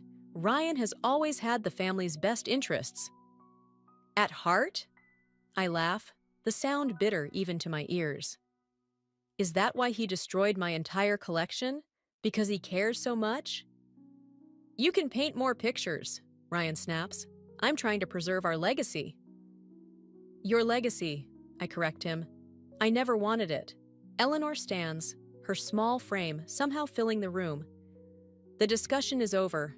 Mark, Karen, I suggest you consider whose legacy you're really protecting. Ryan.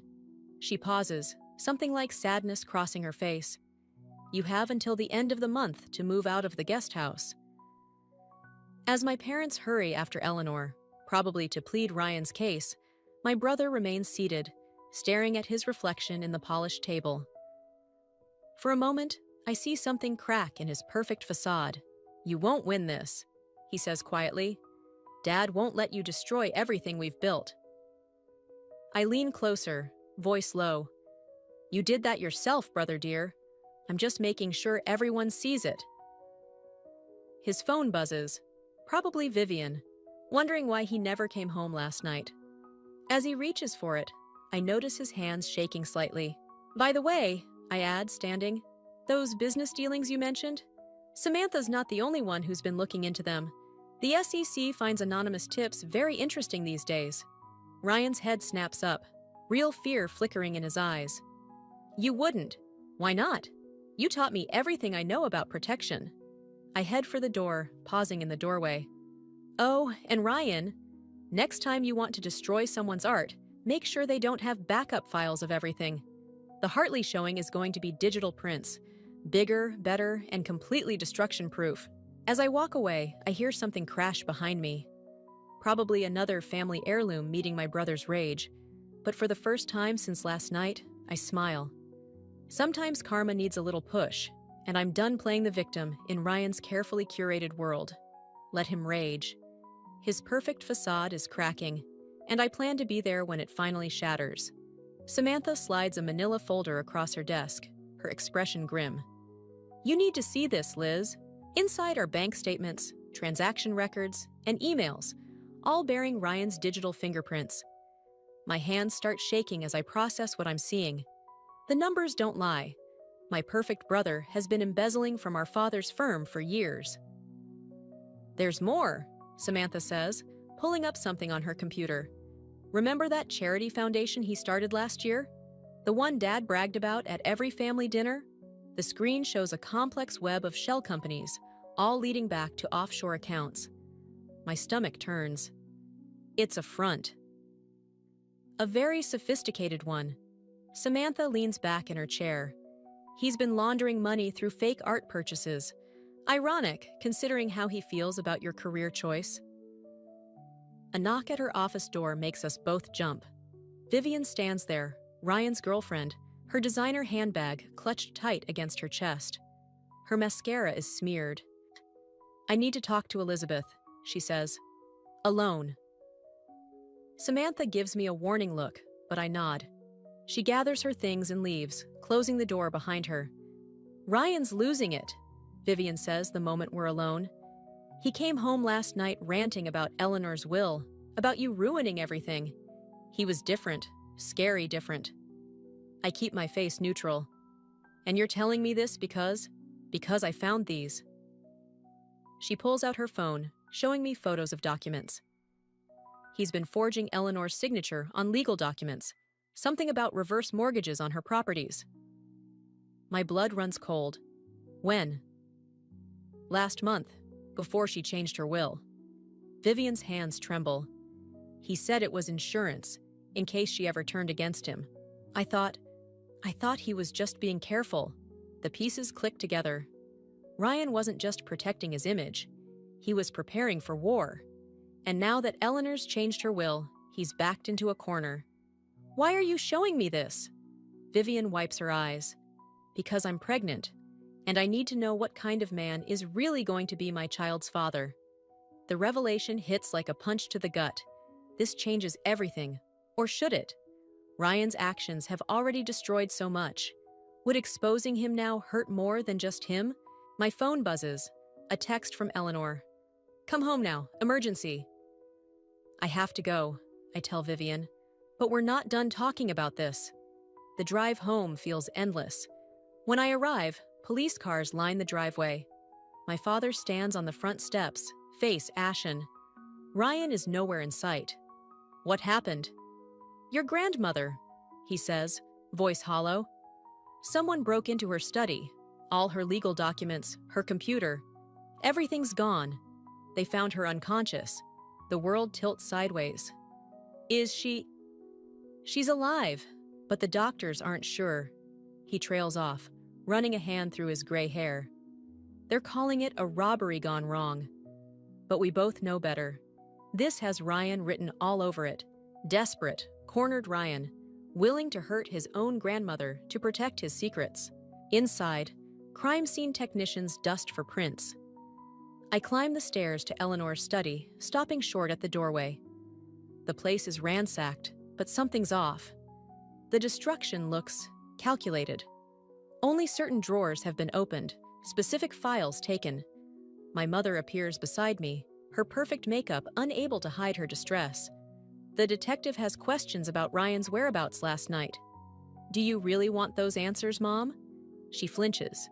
He couldn't destroy my art? Forge rejection letters? Embezzle from Dad's firm? Her head snaps up. "What are you talking about?" I pull out my phone, forwarding her the evidence Samantha collected. Your perfect son isn't so perfect. And now grandmother might die because of his desperation to keep that image intact. "Elizabeth." "No." I cut her off. "No more excuses. No more protection. Ryan needs to face what he's done." As if summoned by his name, my brother appears at the end of the hallway. He looks immaculate as always, but there's something wild in his eyes.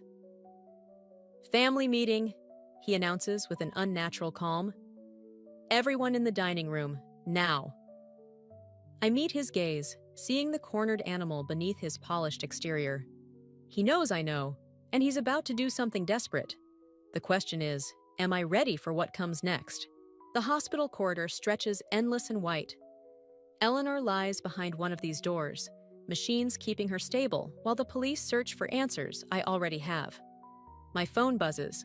Another message from Vivian about the pregnancy. I silence it. "Miss Turner?" A detective approaches, notebook in hand.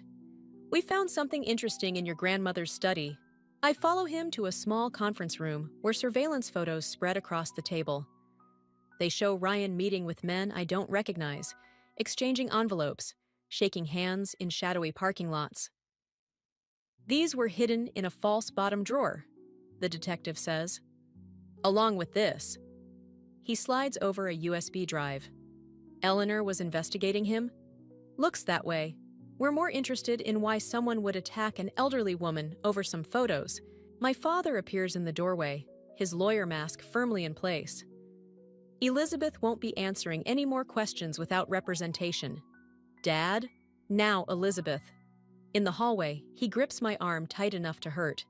Whatever you think you know about your brother, keep it to yourself. I wrench away. Eleanor's in a coma because of him. You don't know that. The embezzlement, the money laundering, the forged documents. I know everything, Dad. And so did she. His face hardens. You've always been jealous of your brother's success. Success? I laugh, sharp and bitter. Is that what we're calling fraud now? Elizabeth. My mother appears, perfectly composed, despite everything. Ryan needs us right now. He's struggling. Struggling with what?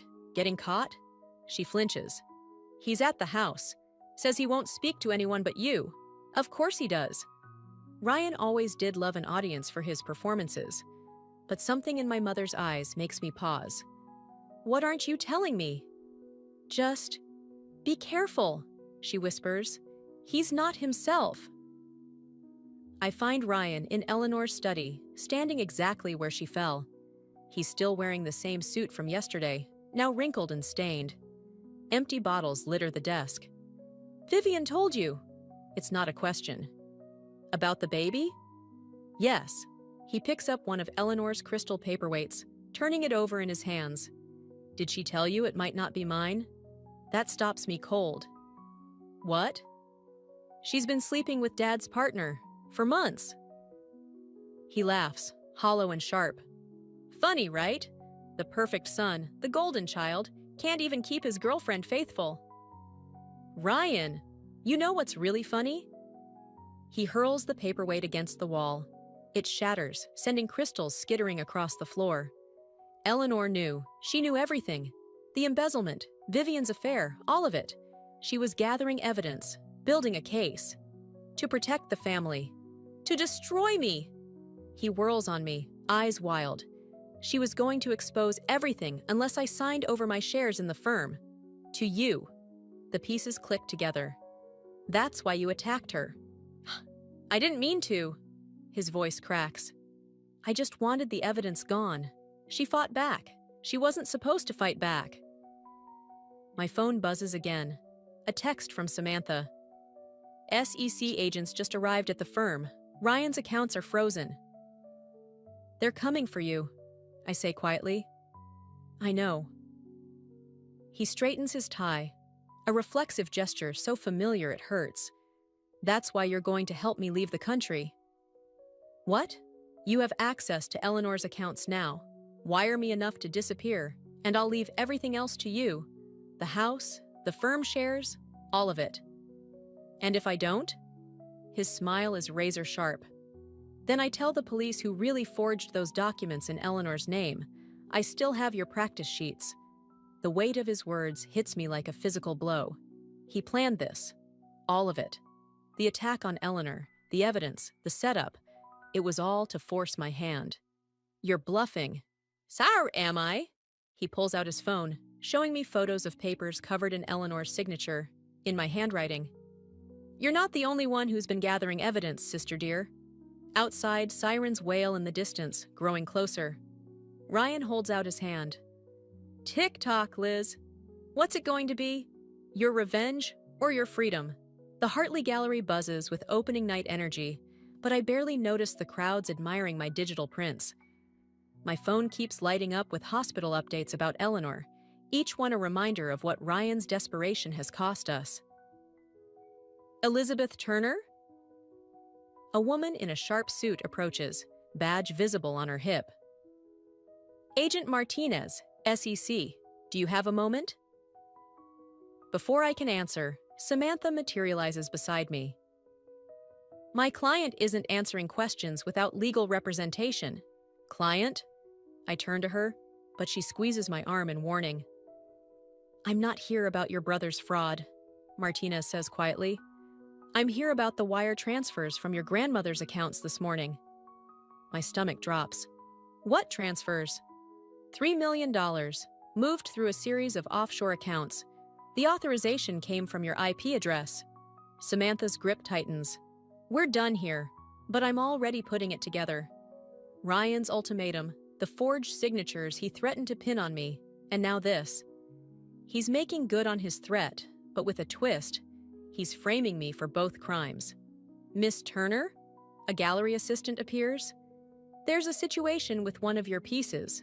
In the main exhibition hall, a crowd gathers around my centerpiece, the digital recreation of Eleanor's portrait. On the screen, the image glitches and transforms, revealing financial documents, bank statements, and emails. My evidence against Ryan, playing on loop for everyone to see. Quite a statement piece, Vivian says from behind me. She's wearing black, like she's already in mourning for her relationship with Ryan. He said you'd try something like this. I didn't. Save it. She hands me an envelope. Ryan wanted me to give you this. Said you'd understand when the time came. Inside is a single photograph. Me at Eleanor's desk the night before her attack, practicing her signature. But I know that's not what happened. I was never there.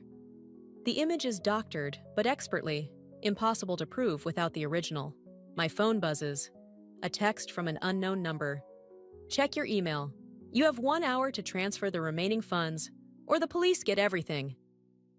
R. Elizabeth? My father pushes through the crowd. What the hell is this? The firm's clients are here. Dad, I can explain. No need. He holds up his phone, showing an email chain that seems to implicate me in both the fraud and Eleanor's attack. Ryan warned me you might try something like this. Said you were jealous of his success, that you'd do anything to destroy him. And you believed him? I don't know what to believe anymore. He looks around at the displayed evidence, the gathering crowd, the approaching security guards. But this ends now. Either you fix this, or I'll have no choice but to let you face the consequences. Samantha pulls me aside, her voice low and urgent. We need to move fast. I have proof the transfers were initiated from Ryan's private server, not your IP address. And Vivian's willing to testify about the forged documents, the real ones, not these fakes. It won't matter, I say, watching Agent Martinez make calls in the corner. Ryan's planned for everything. He's making sure that even if he goes down, he's taking me with him. Then maybe it's time to let him. I turn to her. What? Your whole life you've played by his rules. Maybe winning isn't about beating him at his own game. Maybe it's about changing the game entirely. The gallery lights flicker, and suddenly, I'm staring at my digital prints. My art, my truth, my voice. Ryan tried to destroy my originals, but in doing so, he forced me to create something he can't touch. Something permanent. My phone buzzes again. A message from the hospital. Eleanor's awake. Miss Turner? Agent Martinez approaches again. We need your decision now. Are you going to cooperate with our investigation? I look at the photograph in my hand, then at my father's disappointed face, and finally at my art on the walls. Pieces that tell stories of broken trust and painful transformations. Ryan thinks he's backed me into a corner, but he's forgotten one thing. I'm not the same sister he used to push around. Actually, I say, I have something you need to see. But first, we need to visit my grandmother. Samantha smiles, already pulling out her phone to set things in motion. Because Ryan might be good at playing chess, but he's about to learn that sometimes the pieces refuse to play their assigned roles. And I'm done being his pawn. Eleanor's hospital room feels smaller with Ryan standing in the doorway. His suit is pristine again, his composure restored, while I'm still wearing my gallery opening dress, now wrinkled from hours of police questioning. You shouldn't be here, I say, moving closer to Eleanor's bed. Family meeting, remember? He steps inside, closing the door. Though I see you've brought some unexpected guests. He nods toward the hallway where Agent Martinez waits with Samantha.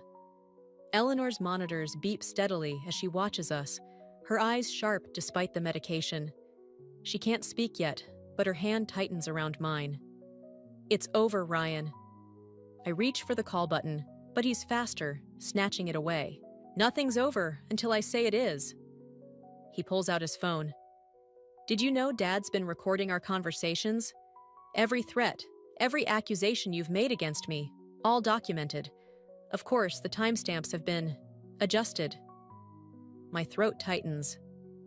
No one will believe. They already do. The SEC is investigating you, not me. The police have witness statements about your unstable behavior at the gallery. Even Vivian's prepared to testify that you've been obsessed with destroying me since childhood. You're lying. Am I? He shows me his screen. A video of me apparently threatening him in Eleanor's study, clearly edited from security footage. Technology's amazing these days, almost as good as your digital art. Eleanor makes a sound, trying to speak. Ryan moves to her other side. Don't strain yourself, grandmother. Elizabeth's actions have shocked us all. The door opens. Our parents enter, followed by Agent Martinez and 2 police officers. Elizabeth Turner, Martinez starts. We have a warrant for your arrest. What? I look at my father. Dad, you know this isn't... We found the original transfer documents. He cuts in, not meeting my eyes. And Eleanor's missing files. In your studio. Ryan planted them. He must have done it during the gallery opening. I turn to Samantha, but she's being held back by one of the officers, her legal protests ignored.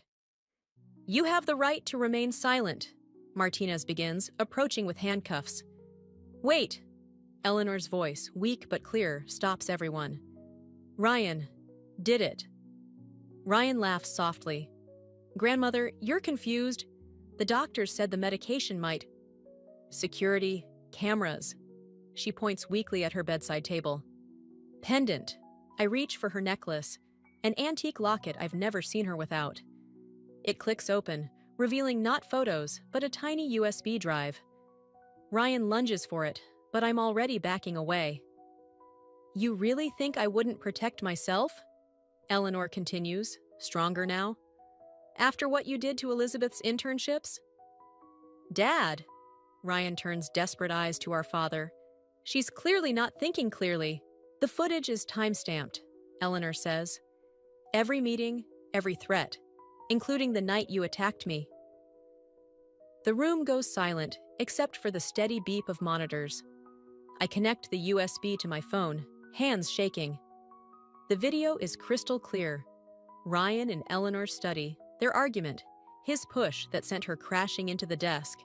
You didn't even check on me, Eleanor says, each word precise despite her weakness. Just took what you wanted and left me there. Agent Martinez steps forward, but Ryan's already moving. He grabs me, using my body as a shield as he backs toward the door. One more step, and I'll tell everyone what really happened to Mom's inheritance, he snarls. Every dirty secret this family's been hiding. Is that what you want, Dad? For everyone to know? I feel something press against my ribs, the sharp point of a letter opener from Eleanor's bedside table. When did he grab it? Ryan! Our mother pleads. Don't! Shut up! His hand shakes. All of you, just shut up. I had everything under control until you... He jerks me harder. Started playing artist instead of knowing your place. The letter opener digs deeper. One quick thrust, and it would pierce my heart. I meet Eleanor's eyes in the mirror across the room, seeing my own fear reflected there. But behind that fear is something else, a determination I inherited from her. You're right, Ryan, I say quietly. I never knew my place, because it wasn't where you put me. The monitors start beeping faster as Eleanor tries to sit up. Agent Martinez inches closer, and I realize that whatever happens next will change our family forever. The question is, who's going to bleed first? The letter opener slips from Ryan's hand as Agent Martinez tackles him. I stumble forward, catching myself on Eleanor's bed rail. In the chaos that follows, the handcuffs, the rights being read, our mother's quiet sobs, I notice something odd. Ryan's laughing. You still don't get it, do you? He looks past the officers to our father. Tell her, Dad. Tell her why you really let me destroy her art. Our father's face goes ash white. Ryan, don't! The foundation wasn't just for money laundering, Ryan continues, still eerily calm. It was to hide the real estate scheme, the one Dad started 20 years ago, with Mom's inheritance. Eleanor's monitors spike. Mark? Every penny, Ryan says. Gone before Elizabeth was even born. That's why he needed me to take over the firm, to keep the whole thing from collapsing. He turns to me. You were never the disappointment, Liz. You were the distraction. The room tilts sideways. I grip Eleanor's bed harder. Dad? I was protecting our family, he says quietly. Everything I did was fraud. Agent Martinez cuts in, and now we have confirmation. She signals to her partner. Mark Turner, you're under arrest. My mother moves between them. You can't. Our reputation. Your reputation? Eleanor's voice cracks like a whip. Karen, you knew? All this time? I knew he needed Ryan focused, she admits. Needed him to take over. Elizabeth's art. It was a liability, a distraction. Ryan was just doing what had to be done. The betrayal hits like a physical blow.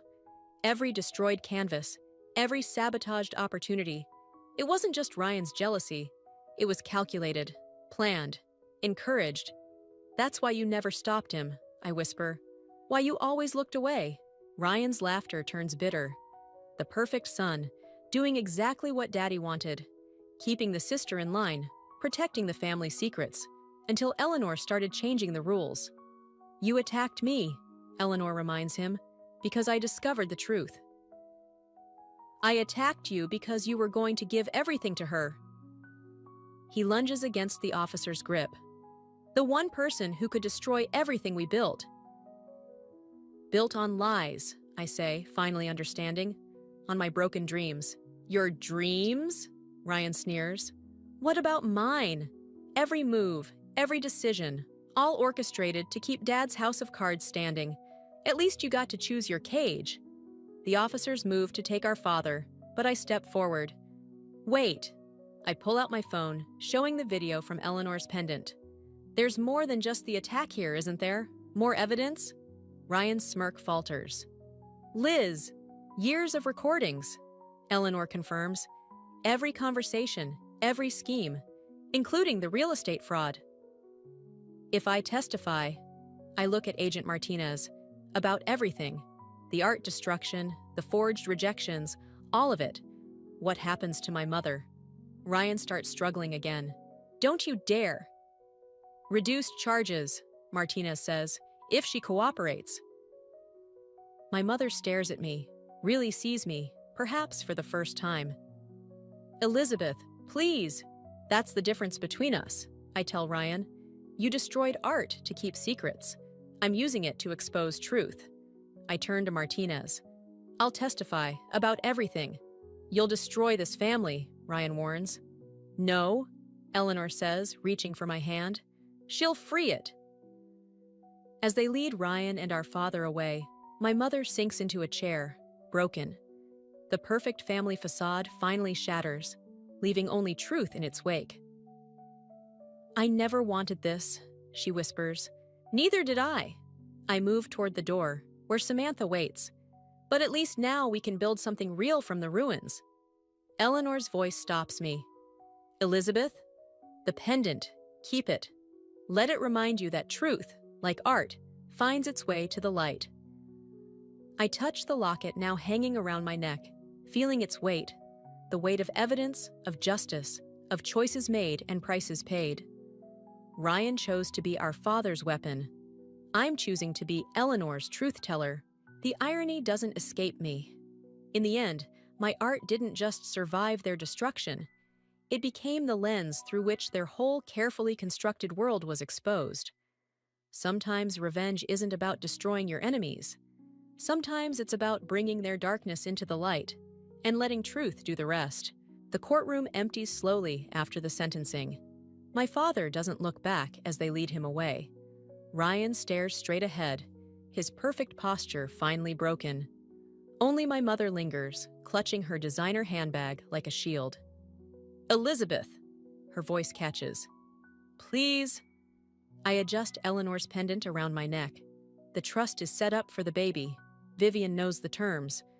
That's not what I know.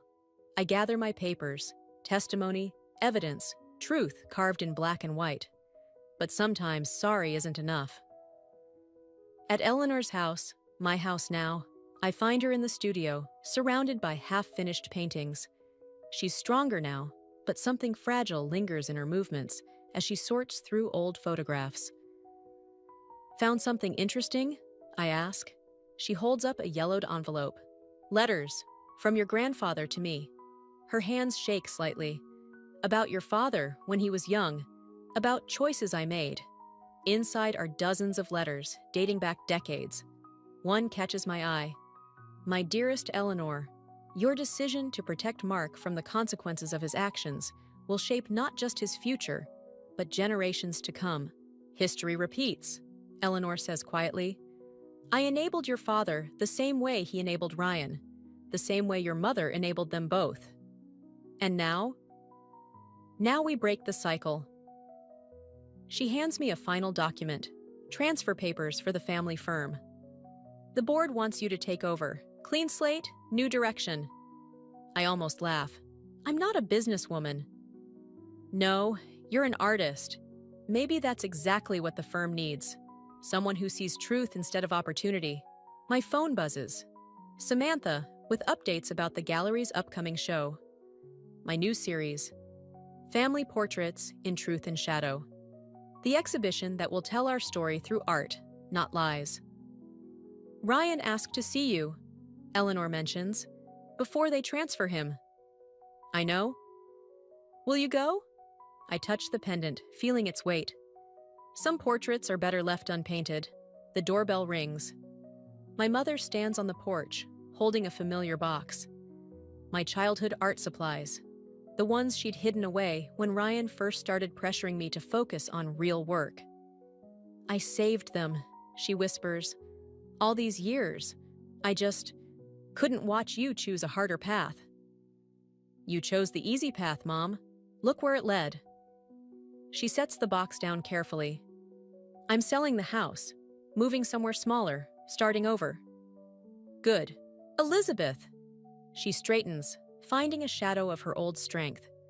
I know I don't deserve forgiveness, but I hope someday you'll understand. We don't always recognize our cages until someone else breaks free. I leave the box on the porch as she walks away. Some gifts come too late to matter. In my studio, I begin a new piece. Not digital this time. Real paint, real canvas, real risk. Eleanor watches from the doorway as I work, neither of us speaking as the image emerges. A family portrait, but with all our shadows exposed, our thorns visible, our truths bleeding through carefully maintained facades. You're using his old easel, she observes. Seemed fitting.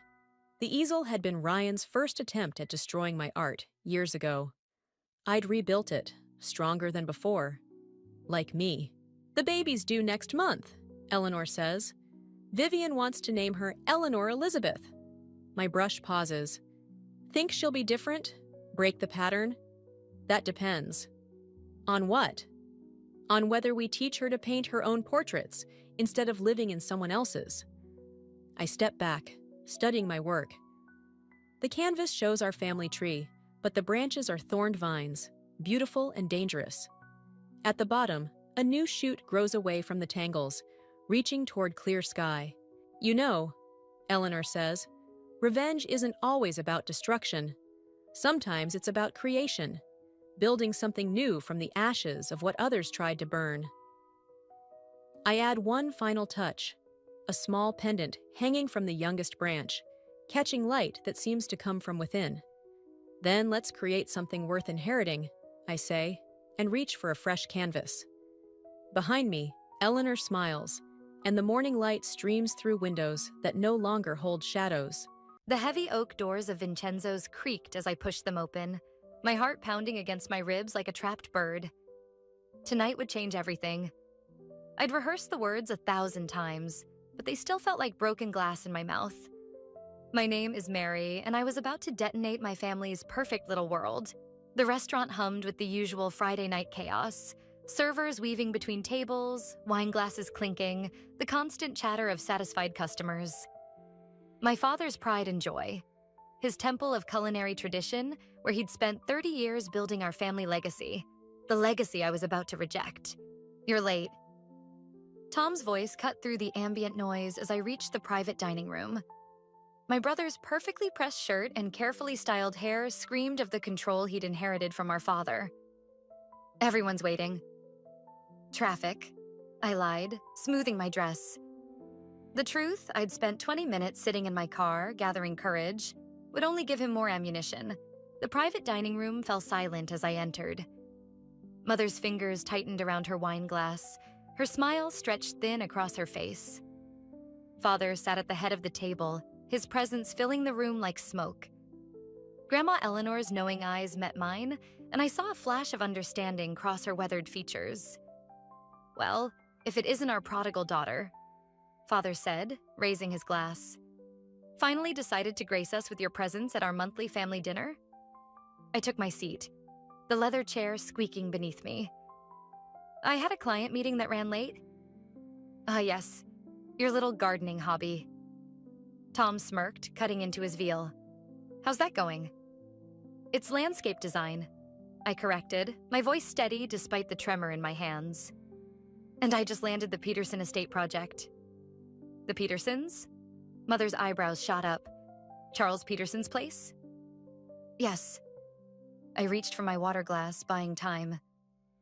"They want a complete redesign of their grounds. It's a 6-figure contract."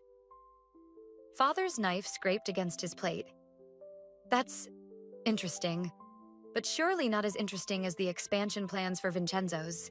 Tom, why don't you tell your sister about the new location?" "Actually," I interrupted, the word falling from my lips like a stone into still water. "I need to tell you all something." The air grew thick with tension. Grandma Eleanor set down her fork, her eyes never leaving my face. "I'm leaving the restaurant. Permanently." The silence that followed was absolute, broken only by the distant clattering of dishes from the main dining room. "Don't be ridiculous," Father said finally, his voice dangerously soft. "This is your heritage, Mary. Your responsibility." "No," I said, surprised by the strength in my voice.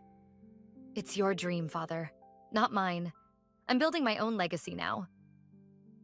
Tom laughed, the sound sharp and cruel. "With what? Flower arrangements and pretty gardens? This is what happens when you indulge a child's fantasies, Father. I told you she'd never—" "Enough." Father's fist crashed onto the table, making the silverware jump. "Mary, you will not throw away generations of tradition for some foolish rebellion. I forbid it. I'm 28 years old," I said, standing slowly. "You can't forbid me to do anything anymore." "If you walk away from this table," he said, each word precise and cutting, "you walk away from this family, from everything we've built, everything we are." I looked at Mother, who stared fixedly at her plate, at Tom, whose triumph leaked from every pore, at Grandma Eleanor, whose slight nod gave me the final push I needed. "Then I guess this is goodbye." As I walked toward the door, Father's voice followed me like a curse. "You'll regret this, Mary. Mark my words." What he didn't know, what none of them knew, was that I'd discovered their secrets. The missing money, the lies, the betrayals that ran deeper than anyone suspected.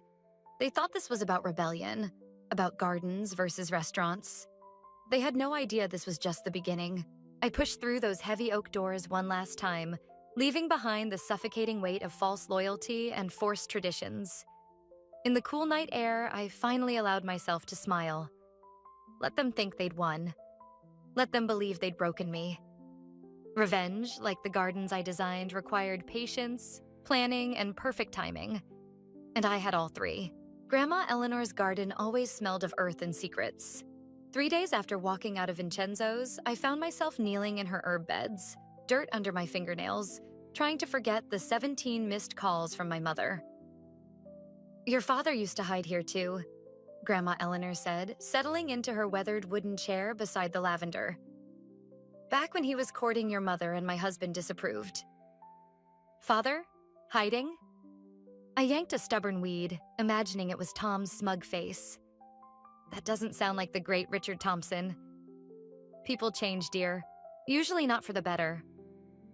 She paused, watching a butterfly dance between her prized roses. Tom called this morning. My hands stilled in the soil. What did he want? To warn me about you. Said you're having some sort of breakdown. That I shouldn't enable your destructive behavior. She chuckled, the sound dry as autumn leaves.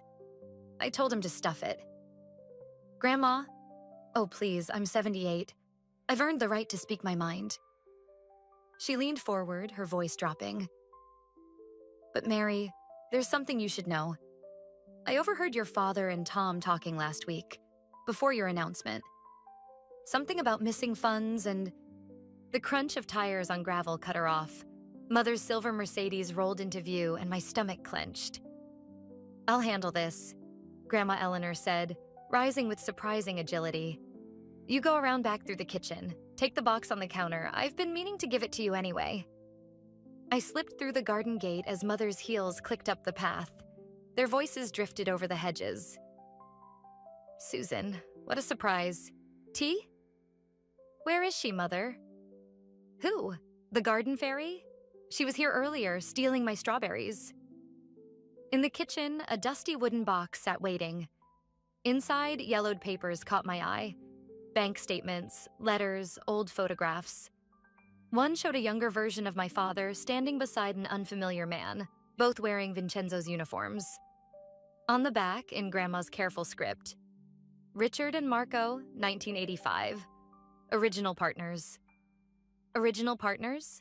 My phone buzzed. A text from Lily. Your brother's here at the design firm. Looking for you. Not happy. Another buzz. This time from David, my colleague. Need to talk. Found something interesting in the Peterson contract research. Call me. Footsteps approached the kitchen. I shoved the box into my bag as Mother burst in, Grandma Eleanor close behind. Enough running, Mary. Your father is willing to forgive this episode. Come home. We'll pretend none of this happened. Pretending is what got us here, I said, backing toward the door. How long have you been pretending everything's fine, Mother? That the restaurant's doing well? That Tom's qualified to run it? Her face paled. What are you talking about? Susan, Grandma Eleanor warned, but I was already moving. Ask Father about Marco, I said, watching Mother's expression shift. Ask him what really happened to his original partner. How did you... Mother's hands trembled as she reached for me. Mary, please. There are things you don't understand. I understand enough. The back door felt cool against my palm. And I'm going to understand more. Your father will never forgive you if you start digging, Mother said, her voice cracking. Some secrets should stay buried. Like the missing money? The words shot out before I could stop them. Mother's sharp intake of breath told me everything. Who told you about that? Nobody had to tell me. I have eyes. I stepped outside into the gathering dusk. And unlike you, I'm not afraid to use them. Mary. But I was already gone, the box of secrets heavy in my bag, my mind racing with possibilities. Later that night, as I sorted through the documents in my apartment, my phone lit up with a text from an unknown number. Heard you're asking about Marco. Coffee tomorrow, I have answers. I stared at the message, remembering the photograph, the fear in Mother's eyes, the pieces of a puzzle I hadn't known existed until now. Father had built his empire on something darker than family tradition, and I was going to find out what it was. The truth, like the thorny roses in Grandma Eleanor's garden, would draw blood before revealing its beauty. I was counting on it. The coffee shop buzzed with morning regulars, but Marco's daughter sat alone in the corner, her hands wrapped around an untouched latte. Sophia Rossi looked nothing like the smiling teenager in the old photograph, but grief had a way of aging people. 20 years without a father would do that. The official story was that Marco abandoned the restaurant, she said, sliding a manila envelope across the table. Left my mother and me for a new life in Chicago, except he never made it there. My fingers trembled as I opened the envelope. Bank statements, police reports, newspaper clippings yellowed with age. "Your father didn't just steal the restaurant from mine," Sophia said. "He stole everything." The bell above the door chimed. David walked in, freezing when he saw me. The Peterson estate blueprints tucked under his arm suddenly felt like evidence of another betrayal waiting to happen. "Mary, we need to talk about the project. Not now." I shoved the documents into my bag. "I'll meet you at the office."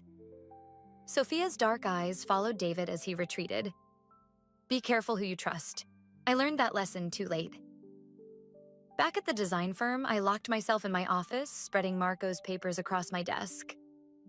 The numbers told a story of systematic theft, of accounts drained and partnerships dissolved, of a man who disappeared the same night nearly $500,000 vanished from the restaurant's accounts. My phone lit up with Tom's name.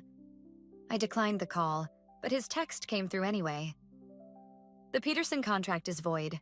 Hope you enjoyed your little rebellion while it lasted." The floor seemed to tilt beneath me. I dialed David's extension with shaking fingers. "What did you do?" "Mary, listen." "What did you do?" His sigh crackled through the line. "Tom came to me last week. Said your father would double my salary if I joined Vincenzo's development team instead. The Peterson project goes with me." "You're working with them? After everything I told you?" "It's just business. Nothing personal." I laughed, the sound sharp enough to cut. "Everything in my family is personal. Lily found me in the office parking lot an hour later, staring at my laptop screen. The restaurant's financial records glowed in the gathering dusk, numbers swimming before my eyes. "You look like you've seen a ghost," she said, sliding into the passenger seat. "Maybe I have."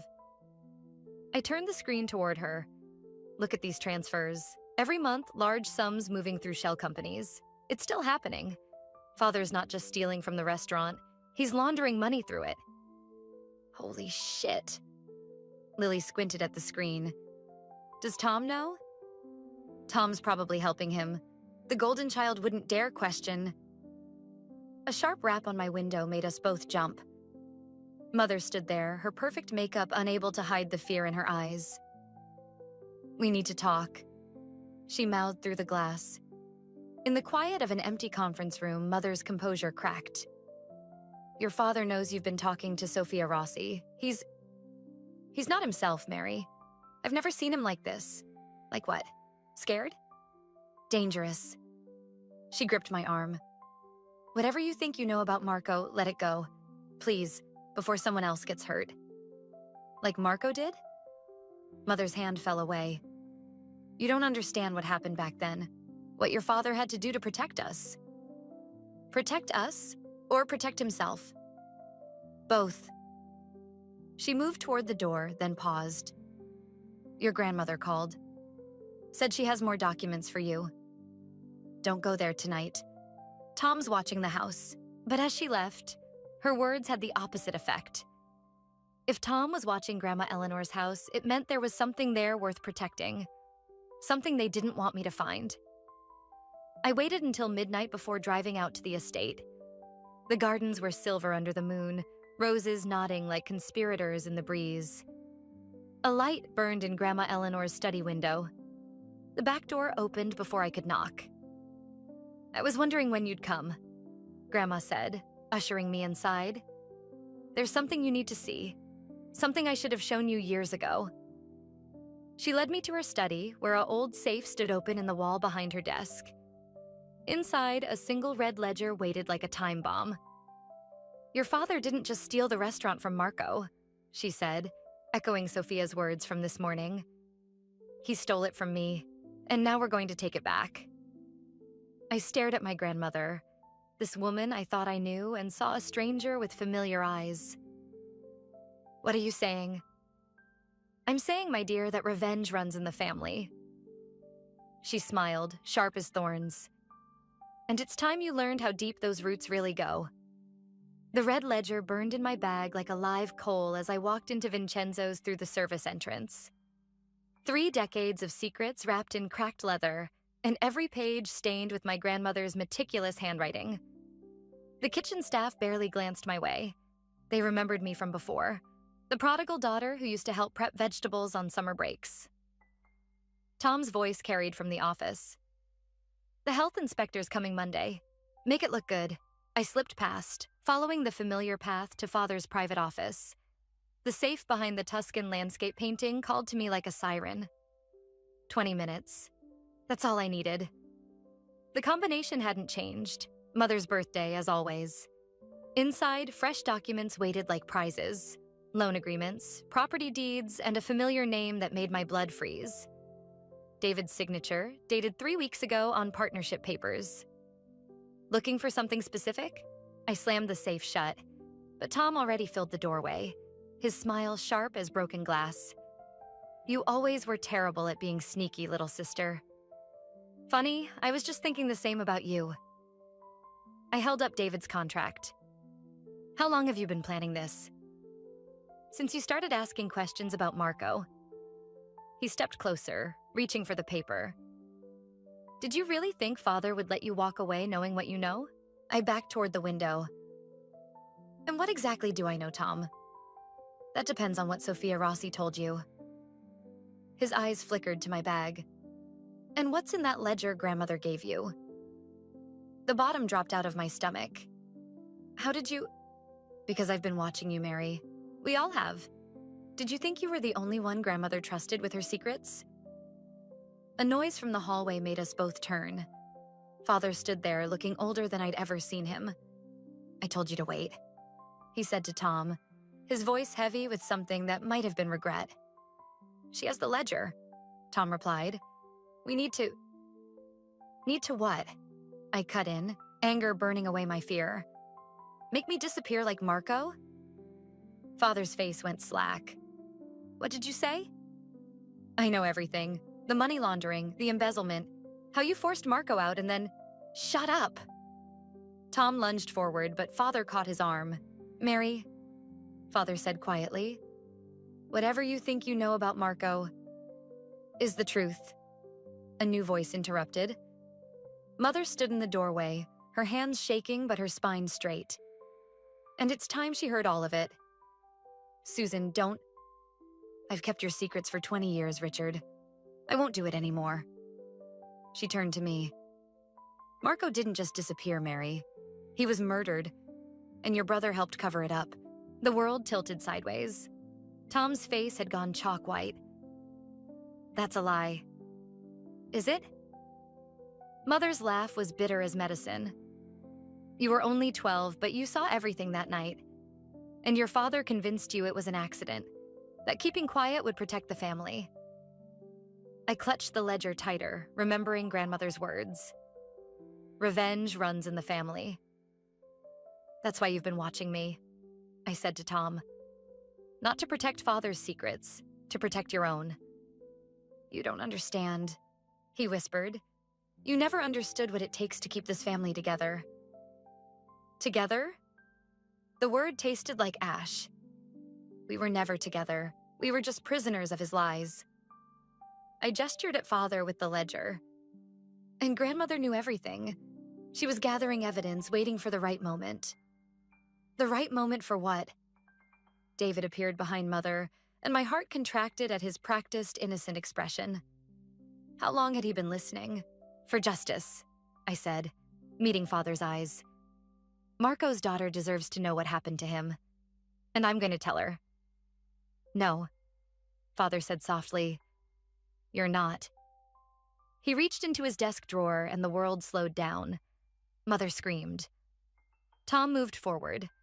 The ledger slipped from my fingers, but it was David who reached me first, pulling me through the office door as Father's hand emerged with something metal and final.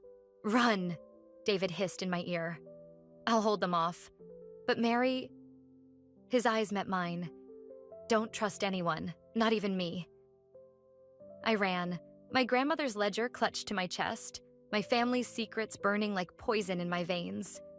Behind me, voices raised in anger, in fear, in desperation. But I didn't look back. I couldn't. Because now I knew revenge wasn't just about justice anymore. It was about survival.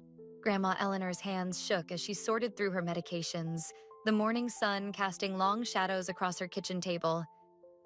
3 days since I'd fled Vincenzo's, and the world had shifted like quicksand beneath our feet. "Your mother called again," she said, not meeting my eyes. "They're saying you stole financial documents, that you're trying to destroy the restaurant." My laptop screen flickered with Marco's autopsy report, obtained through channels I'd rather not think about. Funny how they're more worried about paper than murder. The doorbell rang, making us both jump. Through the window, I spotted David's car in the driveway. Grandmother's fingers closed around my wrist. "Don't," she whispered. "The timing's too convenient." I watched him pace on the porch, phone pressed to his ear. His voice carried through the window. "No sign of her here, Tom." My chest tightened. Grandmother's grip strengthened. "There's something else you need to see," she said, leading me to her study. "But first, promise me you'll be careful with what you learn. Knowledge is like poison. The dose determines whether it kills or cures." She pulled a sealed envelope from her desk drawer. Inside, a photograph showed a younger version of my mother with David, dated 15 years ago. They were laughing, intimate, his arm around her waist. "Your mother's affair didn't just break your father," Grandmother said softly. "It broke something in Tom, too. Watching his perfect family crumble, seeing what secrets could do." The doorbell rang again, more insistent. David's voice rose. "Mary, if you're in there, please, we need to talk." My phone buzzed. Sophia Rossi.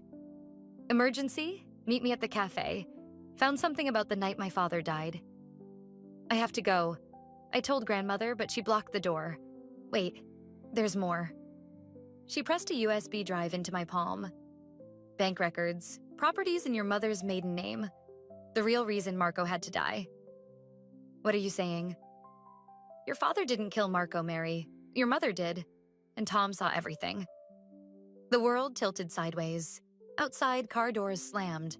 Multiple vehicles. Grandmother hurried to the window, her face draining of color. "They're here. Richard, Tom, and... oh, Mary. Your mother, too." My phone buzzed again. "Lily." "Don't trust Sophia. She's working with Tom."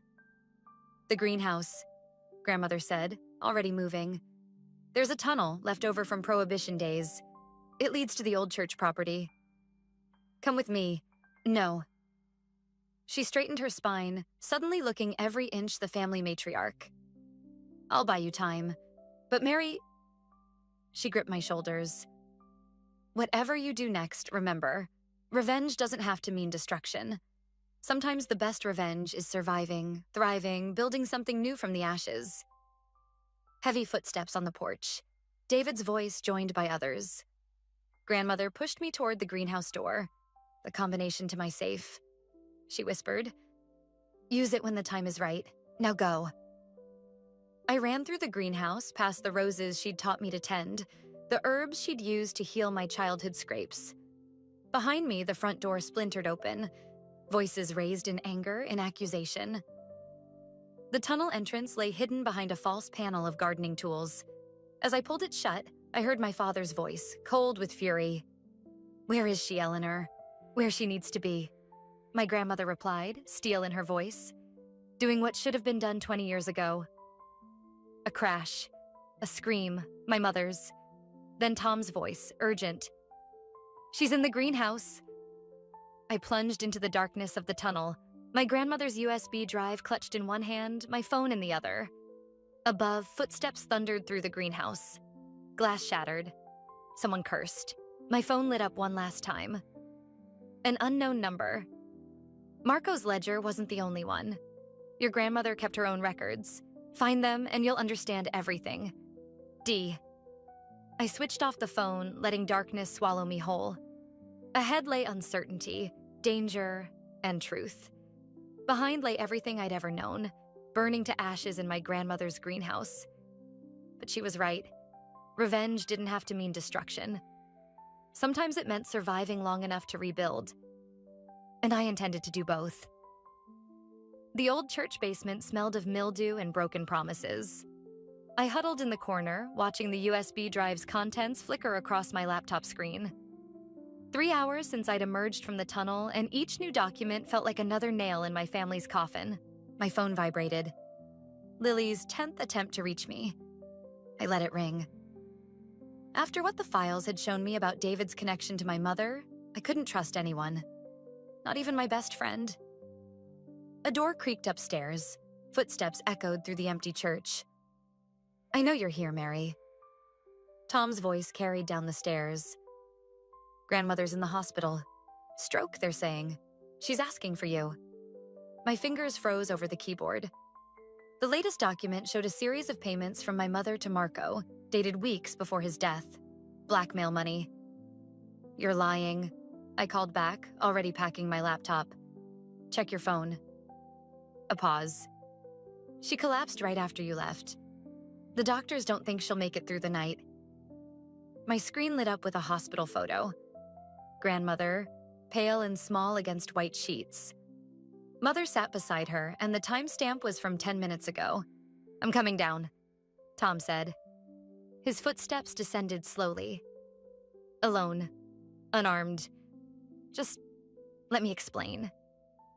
He appeared in the doorway, hands raised. The brother I'd grown up with looked haunted, hollowed out. "You knew," I said. "All these years you knew what Mother did to Marco." "I was 12, Mary. I saw..." He swallowed hard. "I saw her push him down the stairs at Vincenzo's. Saw Father help her hide the body. But I didn't understand why until now. The affair with David. Not just that." Tom moved closer, his shoes crunching on broken glass. "Marco discovered Mother's other life. The properties she'd bought with laundered money, the connections to organized crime. He threatened to expose everything. So she killed him." The words tasted like acid. "And Father covered it up. To protect us. To protect you." Tom's laugh was bitter. "Why do you think he pushed you so hard to join the restaurant? Keep you close. Keep you safe from Mother's world. Safe?" I gestured at my laptop. "There are millions missing from the restaurant accounts, all traced to offshore accounts in Mother's name." "I know. I've been tracking them for years, trying to find proof." He reached into his jacket, producing a familiar red ledger. "Grandmother's not the only one who kept records." The basement door slammed shut above us. David's voice carried down. "Tom, did you find her?" Tom's expression shifted to panic. "We need to go, now." "Why?" "David helped me escape at Vincenzo's." "Because David works for Mother.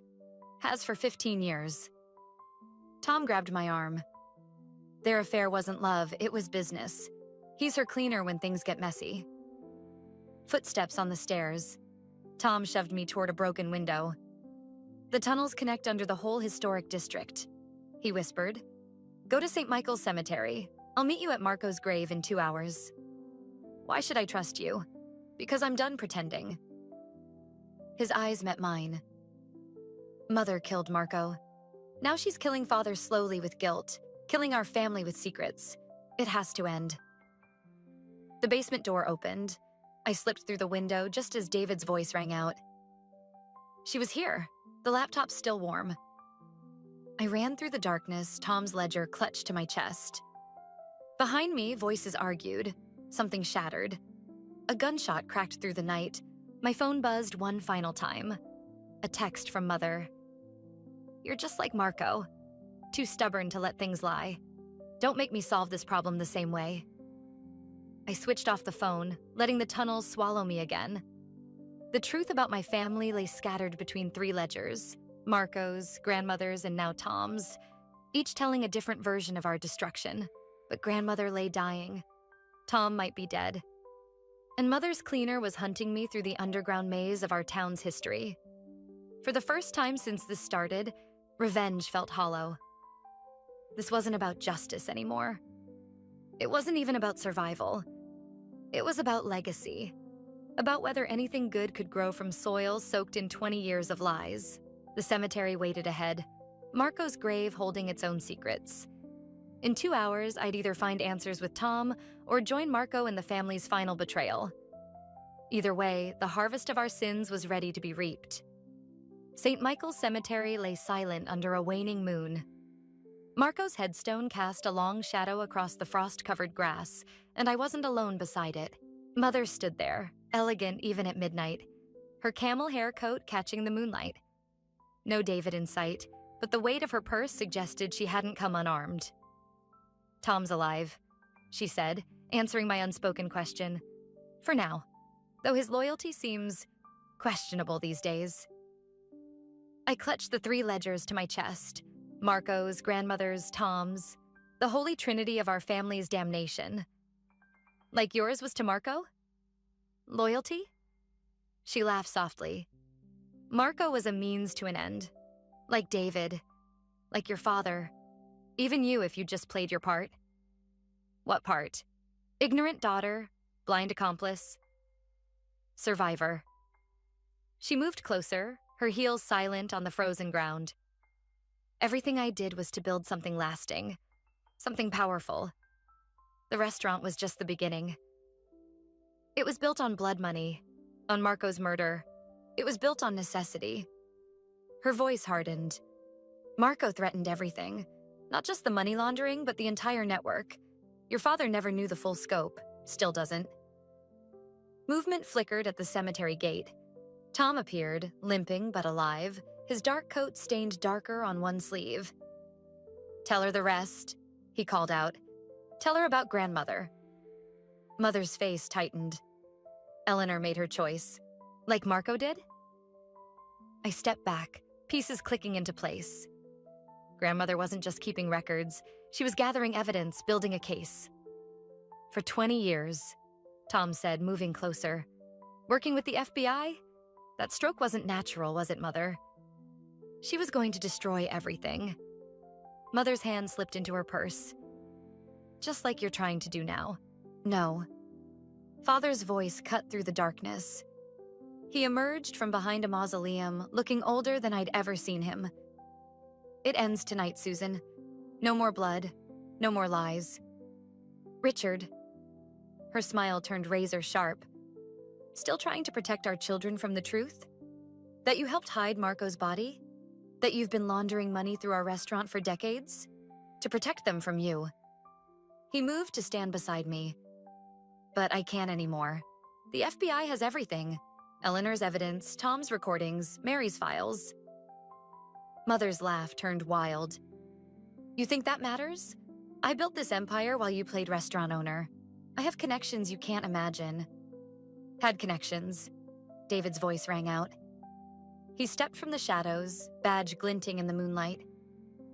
"Federal Agent David Chen. Your network's been dismantled, Mrs. Thompson. It's over." The gun appeared in Mother's hand like a magic trick.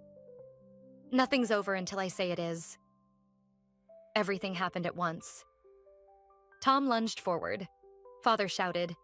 David reached for his weapon, but I was closest. The struggle was brief, desperate. The gun discharged into the night sky as we fell. Mother's perfume filled my nose, familiar as childhood. Her fingers, strong as steel, fought for control. "I gave you everything," she hissed. "You took everything," I corrected, and brought Marco's ledger down hard against her temple. She crumpled, the gun skittering across frozen grass. David moved in with handcuffs while Father helped me up. "I'm sorry," he whispered, "for all of it." Tom picked up Mother's fallen purse, removing a syringe. Same poison she used on Grandmother. She was going to... "Don't." I stopped him. Some secrets should stay buried. As FBI vehicles surrounded the cemetery, their lights painting the headstones in red and blue, I looked at what remained of my family. Father, broken but finally honest. Tom, wounded but allied at last. Mother, defeated on the ground where Marco lay below. "What happens now?"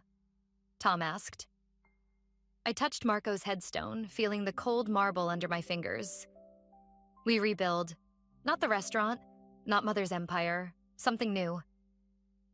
"Together?" Father's voice cracked. "Together," I agreed. "But first we need to visit Grandmother.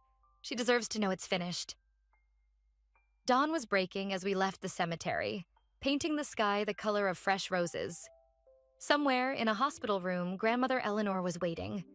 And for the first time since this began, revenge no longer tasted like salvation. It tasted like morning dew on new leaves, like possibility, like hope. Spring bloomed early in Grandmother Eleanor's garden. I knelt in the soft earth, transplanting the last of her prized roses to the greenhouse. The estate felt different now. Less a sanctuary, more a testament to survival. The newspaper on the kitchen table told our family's story in bold headlines. Thompson Restaurant, Empire Falls. Criminal enterprise exposed. Mother's trial had ended yesterday. 25 years for Marco's murder, plus additional charges for financial crimes. Father and Tom had taken plea deals, their testimonies helping dismantle her network. Lily appeared at the garden gate, portfolio in hand. The Peterson designs are ready for review, and there's someone here to see you. I wiped dirt from my hands as Sophia Rossi walked through the garden. She carried a familiar wooden box, the one that had started everything. Found this in my father's storage unit, she said, setting it beside me. Thought you should have it. Inside lay photographs. Marco and my mother in their youth, laughing at the restaurant's opening. Another showed Grandmother Eleanor with Marco, their heads bent over garden plans. The final image showed my mother's handwriting on the back. The beginning of the end. They were going to transform the restaurant, Sophia said quietly. Marco's recipes, Eleanor's garden-to-table concept, before ambition poisoned everything. The greenhouse door creaked. Tom stood there, looking uncertain in civilian clothes. His ankle monitor caught the sunlight. The investigators finished at Vincenzo's, he said. They're returning the original deed to Marco's family, to Sophia. She nodded, unsurprised. I'm selling it, unless? I asked. Unless you both want to help me rebuild it. Not as it was. As it should have been. Tom's breath caught. I studied my brother's face. Thinner now, humbled by house arrest and community service, but clearer somehow. Like soil after rain. I can't, he said finally. Some legacies shouldn't be repeated. But others can be transformed, I added, touching one of Grandmother's roses. I know a thing or two about gardens, about making beauty grow from wreckage. Sophia smiled. That's what Marco always said about your grandmother, that she could make flowers bloom in concrete. A car pulled up to the house. David, Agent Chen now, stepped out, carrying files. Our eyes met briefly, acknowledging what could have been, what never would be. He'd played his part in justice, but some betrayals left scars too deep for forgiveness. The FBI finished processing Eleanor's evidence, he said, handing me the files. They found something you should see. Inside was a letter, written in Grandmother's elegant hand the day before Mother poisoned her. Not an accusation or a confession, but a recipe. Her secret garden sauce, the one that had made Vincenzo's famous. The final ingredient, she'd written, is forgiveness. Not for them, but for yourself. Let go of the thorns, dear Mary. Find the flowers instead. Tears blurred my vision. Tom's hand found my shoulder, steady and warm. What do you say, little sister? He asked. Ready to plant something new?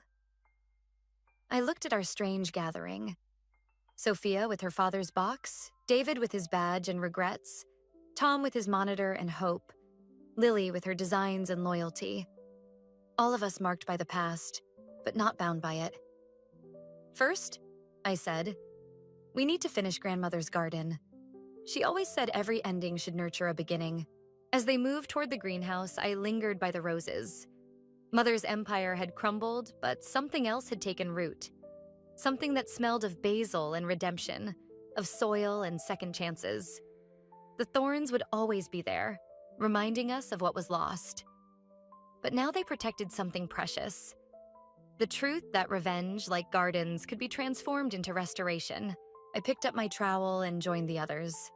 We had work to do, my unlikely family of survivors and seekers.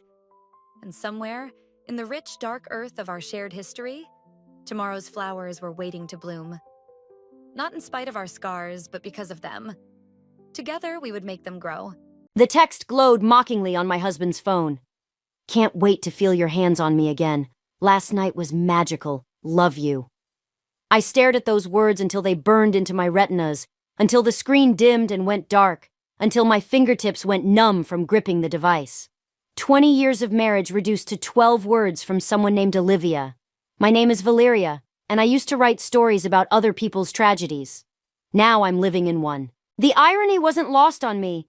Finding out about Nathan's affair while searching for the photos he promised to send from Megan's sweet 16 party last weekend? The party where he'd given that touching speech about family being everything? The party where he'd kissed my cheek in front of everyone, calling me his rock, his foundation. Mom? Megan's voice floated up from downstairs. Have you seen Dad's phone? He's freaking out about missing it. I took a deep breath, my thumb hovering over the screen. Coming, honey! My voice didn't shake. 16 years of community theater had taught me something after all. I'd watched Nathan perfect his craft on those same stages, turning from my awkward college sweetheart into the darling of local television. The man whose car commercials played during prime time. The man who apparently needed a 28-year-old actress to feel validated. I walked downstairs, each step measured, controlled. Nathan paced in the kitchen, running his hands through his perfectly styled hair, the hair he'd started dyeing 3 months ago. Another clue I'd missed. Oh, thank God, he said, reaching for the phone. Where was it? Bedroom dresser. I handed it over, watching his face. You got a text. His fingers tightened around the phone. Most people wouldn't notice the slight tension in his jaw, the barely perceptible pause before he smiled. But I'd spent 2 decades studying Nathan Martin's expressions. I knew every micro movement of his face, the real ones and the performed ones. Probably the agency, he said smoothly, pocketing the device without checking it. They've been calling about that cable series pilot. Megan beamed at him from the breakfast bar. Dad, that's amazing. Why didn't you tell me? Nothing to tell yet, princess. Just preliminary talks. He kissed her forehead, then turned to me. Val, don't forget I have that charity event tonight. Might be late. Of course, the charity event. I wondered how many of those late nights had actually involved raising money for anything other than hotel room charges. I'll be late too, I said, surprising myself. Meeting Lucas for drinks to discuss a potential writing project. Nathan's smile flickered. Lucas Reed had been my friend since college. Before Nathan, before I gave up playwriting to support my husband's dreams. Before I became the stable income that funded his acting classes and headshots and demo reels. Lucas? I thought you'd given up writing. Apparently not. I met his gaze steadily. Things change. Megan looked between us, her forehead creasing slightly. She'd always been perceptive, our daughter. Too perceptive sometimes. I forced a smile. It's probably nothing, I added, the lie bitter on my tongue. Just catching up with an old friend. Nathan nodded, but I saw the calculation in his eyes. He was wondering if I knew, if Lucas had said something, if his carefully constructed world was about to crumble. Let him wonder. I picked up my coffee cup, hiding my expression behind the rim. 20 years ago, I wrote a play about a woman who discovered her husband's betrayal and poisoned him slowly over months. The critics called it melodramatic, unrealistic, said no one would go to such elaborate lengths for revenge. I set down my cup and smiled at my husband.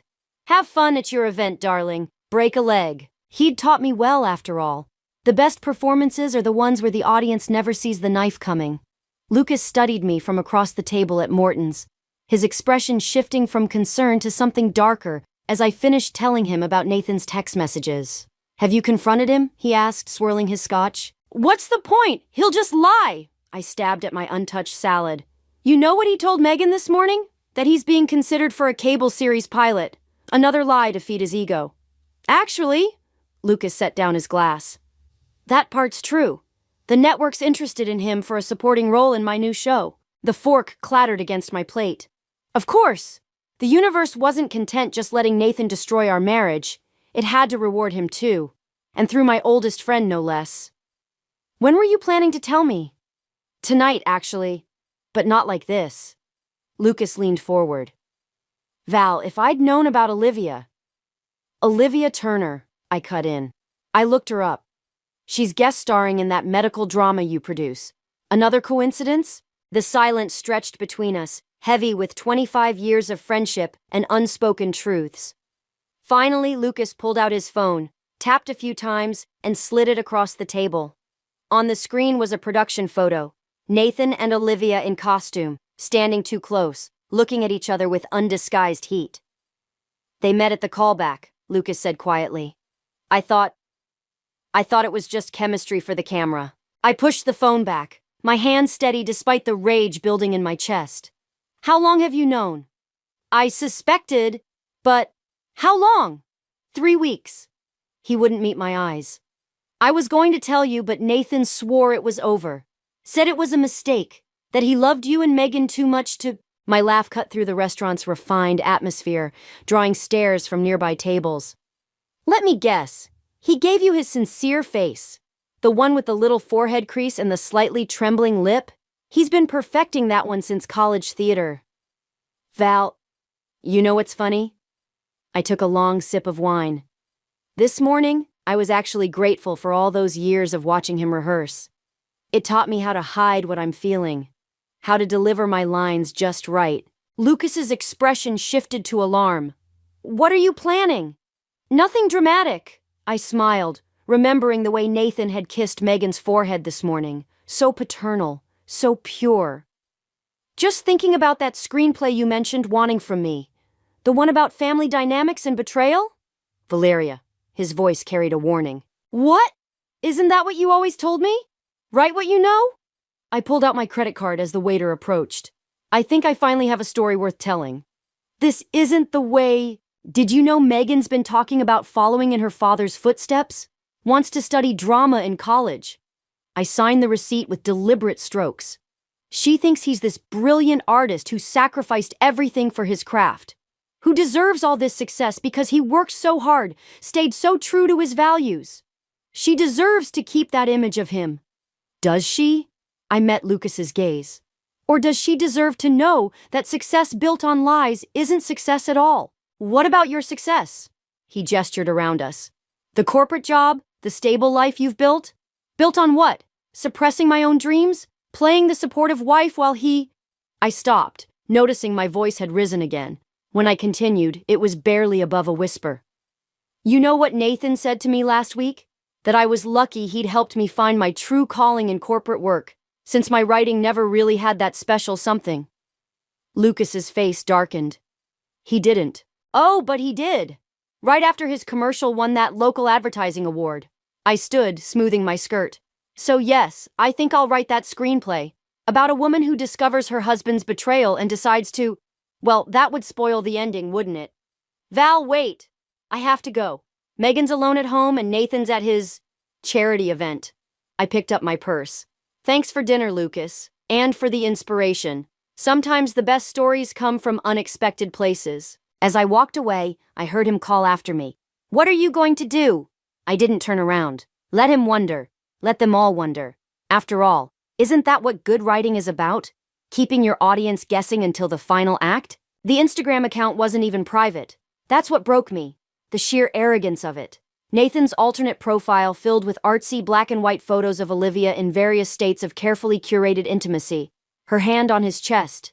Their shadows merged on a wall. Her lipstick mark on a coffee cup. The timestamps mocked me. 6 months. While I was planning Megan's Sweet 16, while I was supporting his networking events, while I was playing the dutiful corporate wife, they were crafting their little visual love story. My laptop hummed as I scrolled through their digital affair. Each photo carried a pretentious caption, quotes about passion, about living authentically, about following your heart. The latest one showed Olivia's silhouette in a hotel window, posted 3 hours ago. Beauty exists in the spaces between reality and dreams. The front door clicked open downstairs. I heard Nathan's footsteps, then Megan's excited voice. Dad, you have to tell Mom about the audition. I closed the laptop, my fingers trembling slightly as I stood. Their voices drifted up the stairs. Actually, Princess, let me talk to her alone first. Adult stuff. But why don't you order that pizza we talked about? Use my card. I met them at the bottom of the stairs. Nathan's smile was bright, practiced. The same one he used in his commercials.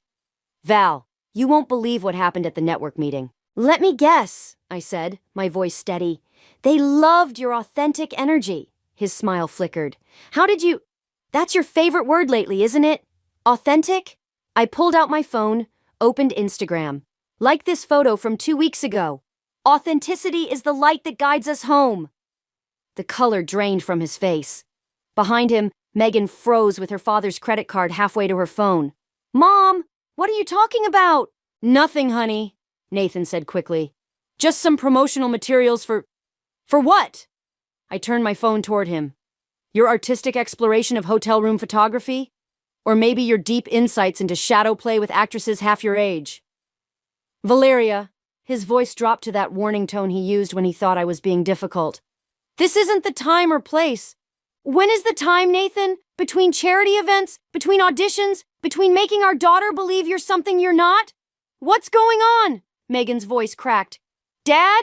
He reached for her, but she stepped back. Smart girl. She'd always been able to smell a performance. It's complicated, sweetheart. Is it? I scrolled through the photos. Seems pretty simple to me. Boy meets girl, boy lies to wife, boy posts artistic evidence of affair online because he thinks he's too special for consequences. You're twisting everything, Nathan snapped. This is my art, my career. Your career? I laughed, the sound sharp enough to make them both flinch. The one I funded? The one I supported while putting my own dreams aside? That career? Mom. Megan's eyes were wide, darting between us. I was going to tell you, Nathan said, switching to his sincere voice, the one that had won him that local Emmy. After the pilot gets picked up, once things were stable, like you told Lucas, the look of shock on his face was almost worth it. Oh yes, he knew. Everyone knew except your wife and daughter. How's that for authentic? Megan's phone clattered to the floor. She ran upstairs, her door slamming seconds later. Now look what you've done, Nathan hissed. You couldn't wait? Couldn't handle this like an adult? Like you handled it, with secret accounts and artistic quotes about following your heart? I never meant to get caught? I held up my phone again. Here's my favorite caption. Sometimes the greatest act of love is letting go of the life you thought you wanted. Posted right after Megan's birthday party. While I was cleaning up the decorations you promised to help with. He reached for me, but I stepped back, just like Megan had. The gesture felt like poetry, like something I might write into a scene. Don't worry, I said, pocketing my phone. I'm taking your advice, letting go of the life I thought I wanted, starting with this marriage. Val, I'm going to check on our daughter, and then I'm going to write something authentic about a man who thought he was too special for consequences. I started up the stairs, then paused. By the way, congratulations on the pilot. Break a leg. I mean that literally.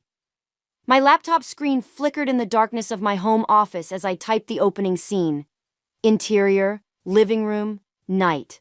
A woman stands at the window, watching her life unravel in real time. 3 days since the Instagram revelation. 3 days of Megan barely speaking to either of us. 3 days of Nathan sleeping in the guest room, making tearful phone calls he thought I couldn't hear. A knock at my door made me jump. Mom? Megan's voice uncertain. Can I show you something? I closed the laptop. Come in, honey. She entered, clutching her phone like a shield. Her eyes were red-rimmed, her hair pulled back in a messy bun, so different from her usual carefully styled appearance. I found something else. About Dad and her. My stomach clenched. You don't have to. They're doing a play together. She thrust the phone at me. At the community theater, where you and Dad met. The casting announcement swam before my eyes. Betrayal by Harold Pinter. Leading roles, Nathan Martin and Olivia Turner. Directed by Marcus Chen, Nathan's old college roommate. Opening night is on your anniversary, Megan said quietly. Of course it was, because the universe wasn't finished teaching me about irony. Did you know? I said, setting down the phone. That's the play where your father and I had our first kiss? I was understudying the lead actress and she got food poisoning opening weekend. Mom? He said I saved the show, called it destiny. I laughed, but it came out wrong. I quit acting after that, said I preferred writing. Truth was, I knew I couldn't compete with his talent, his ambition. Stop! Megan's voice cracked. Just stop pretending you're okay. I'm not pretending. I opened my laptop again. I'm writing. She moved behind me, reading over my shoulder. Her breath caught. Is that about Dad? It's about a lot of things. I scrolled through the pages I'd written. About choices. About what happens when we build our lives around other people's dreams. He's saying it was a mistake. She sat beside me. That Olivia meant nothing, that he wants to fix things. And you believe him? I don't know what to believe anymore. She picked up a framed photo from my desk, the three of us at her middle school graduation. Everything feels fake now, like we were just acting at being a family. My phone buzzed. Lucas, network loved your outline. Want to meet tomorrow? This could be big. Another buzz. Nathan, please, we need to talk. About the show. About us. About everything. A third buzz. An unknown number. Hi Valeria, this is Olivia. I think we should meet. Megan watched the messages appear. What are you going to do? I looked at my screenplay, at the blinking cursor waiting for the next scene. What do you think I should do? I think... She hesitated, then squared her shoulders. I think you should finish your story, the real one. Even if it hurts people we love? Doesn't lying hurt more? She stood, suddenly looking older than her 16 years. Dad always says art should tell the truth. Let's see if he really believes that. After she left, I stared at the messages. Each one a different path, a different version of revenge or redemption. The writer in me saw the possibilities. Confront Olivia, expose Nathan, use Lucas's offer to tell my story to the world. But Megan's words echoed. Doesn't lying hurt more? I opened a new document and began to type. Interior. Theater. Night. A woman watches from the wings as her husband rehearses a play about betrayal with his mistress. But this isn't that story. This is about what happens next. About the moment she stops being an understudy in her own life. My fingers flew across the keyboard, no longer hesitating. Sometimes the best revenge isn't about destroying someone else's story. It's about finally telling your own. I texted Lucas back. Meeting tomorrow, 9 a.m., bringing the first act with me. Then I blocked Nathan's number, deleted Olivia's message and kept writing until dawn broke over my new beginning. The network conference room felt too bright, too sterile for the scene unfolding behind its glass walls. Lucas stood at the whiteboard, pitching my screenplay to a room full of executives while I watched their faces for reactions. Every nod, every scribbled note, every shared glance felt like another nail in Nathan's coffin. It's raw, the development executive said, tapping her pen against my script. The protagonist's anger feels personal. That's what makes it compelling, Lucas answered before I could. It's authentic. That word again. I suppressed a laugh. We'd need to change some details, another exec said. Legal considerations. Of course, I smiled, the same smile I'd practiced in community theater decades ago. I'm open to suggestions. The meeting ended with handshakes and promises of contracts. As we walked to the elevator, Lucas grabbed my arm. They're going to fast-track it. This could air within months. Good. Val, wait. He pulled me aside. Nathan called me this morning. He knows about the meeting. The elevator dinged. Empty. We stepped inside. How? Olivia. She's friends with someone in development. Lucas pressed the lobby button. They're both worried about what you're writing. They should be. He's threatening to sue. Says he can prove it's about him, that it will destroy his chance at the cable series. I watched the floor numbers descend. Funny how he's more worried about his career than his marriage. This isn't just about Nathan anymore. If he sues, the network will pull out. Your chance at writing again? My phone buzzed. Megan. Dad's at the house. He's packing your scripts. The elevator stopped. Wrong floor. The doors opened to reveal Olivia Turner. She stepped in, pressing herself against the opposite wall. Younger in person. Beautiful in that careful way that required constant maintenance. She wore the same shade of lipstick from Nathan's Instagram photos. Valeria, she said quietly, I tried to reach you. I know. Lucas shifted uncomfortably between us as the elevator resumed its descent. It's not what you think, Olivia continued. Nathan and I... Save it for your performance. I checked my phone again. Megan, he's in your office. What should I do? The elevator reached the lobby. As I stepped out, Olivia called after me. He never loved me. It was always you. I turned back. That's the problem. He never loved me enough to be honest. Val, Lucas started. I need to go. I was already walking away. Nathan's at my house. Don't do anything. Stupid? I laughed. Too late. I drove home in a daze, remembering the first play Nathan and I did together. He'd been so genuine then, so raw with talent and dreams. When had that changed? When had we both started performing instead of living? Nathan's car sat in our driveway. Inside, I found him in my office, surrounded by scattered papers. Early drafts of my screenplay, notes, character sketches. "You can't do this," he said without looking up. "You'll ruin everything." "You already did that."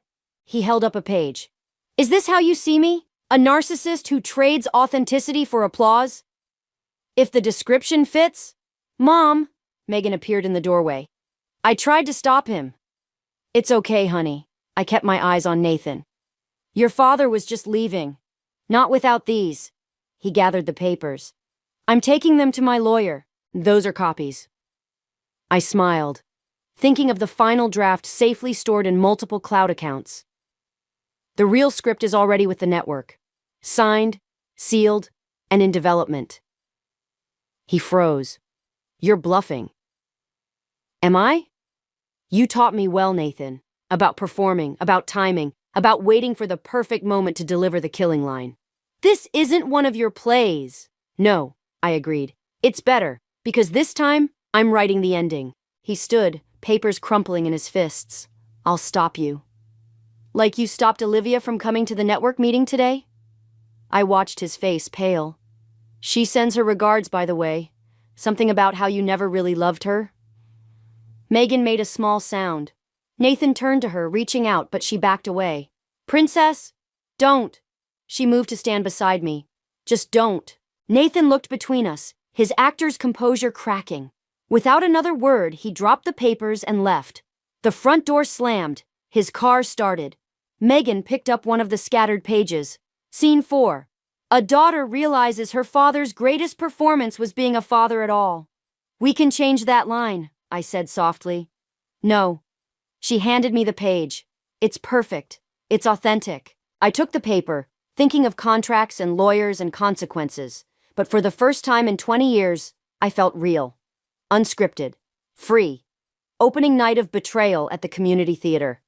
I sat in the back row, watching my husband perform opposite his mistress, speaking lines about infidelity and deception while the audience leaned forward in their seats, oblivious to the real drama unfolding before them. My phone vibrated. "Lucas, network lawyers want to meet. Tomorrow. It's urgent." Another message, from my corporate boss, Pauline. "Need to discuss your extended leave request. HR involvement likely." Then Megan. "Dad's lawyer called. Says you have to stop the project or they'll take everything." The irony of watching Nathan perform this particular play wasn't lost on me. Harold Pinter would have appreciated the layers of betrayal happening on and off stage. I certainly did. During intermission, I slipped backstage, muscle memory guiding me through the familiar corridors. Nathan's dressing room door stood ajar. Inside, Olivia perched on his makeup counter while he paced. "They can't prove it's about us," she was saying. "It's just a story." "You don't know, Val," Nathan replied. "Every detail will be perfect, every accusation crafted to—" He stopped when he saw me. "What are you doing here?" "Supporting local theater." I leaned against the doorframe. "Brilliant performance, by the way. Both of you." The scene where Emma confesses her affair? Almost believed it. Olivia slid off the counter. "I should stay." I smiled. "This concerns you too." The network loves the script, by the way. Especially the part where the younger actress realizes she's just another stepping stone in an aging actor's desperate grab at relevance. "You vindictive bitch," Nathan snarled, dropping his cultivated stage voice. "You think you can just destroy everything I've built?" "Everything we built," I corrected. "Or did you forget who paid for your first headshots? Who covered the mortgage while you did unpaid theater work? Who raised your daughter while you chased fame?" "Mom?" I turned. Megan stood in the hallway, still wearing her theater volunteer badge. Her face was pale, makeup streaked with tears. "Honey," Nathan started. "Don't." She looked past him to Olivia. "I trusted you. You said you were helping him with character work, that all those private rehearsals were necessary." "Megan, it's complicated," Olivia tried. "No, it's not." Megan's voice cracked. "It's actually really simple. You're both liars."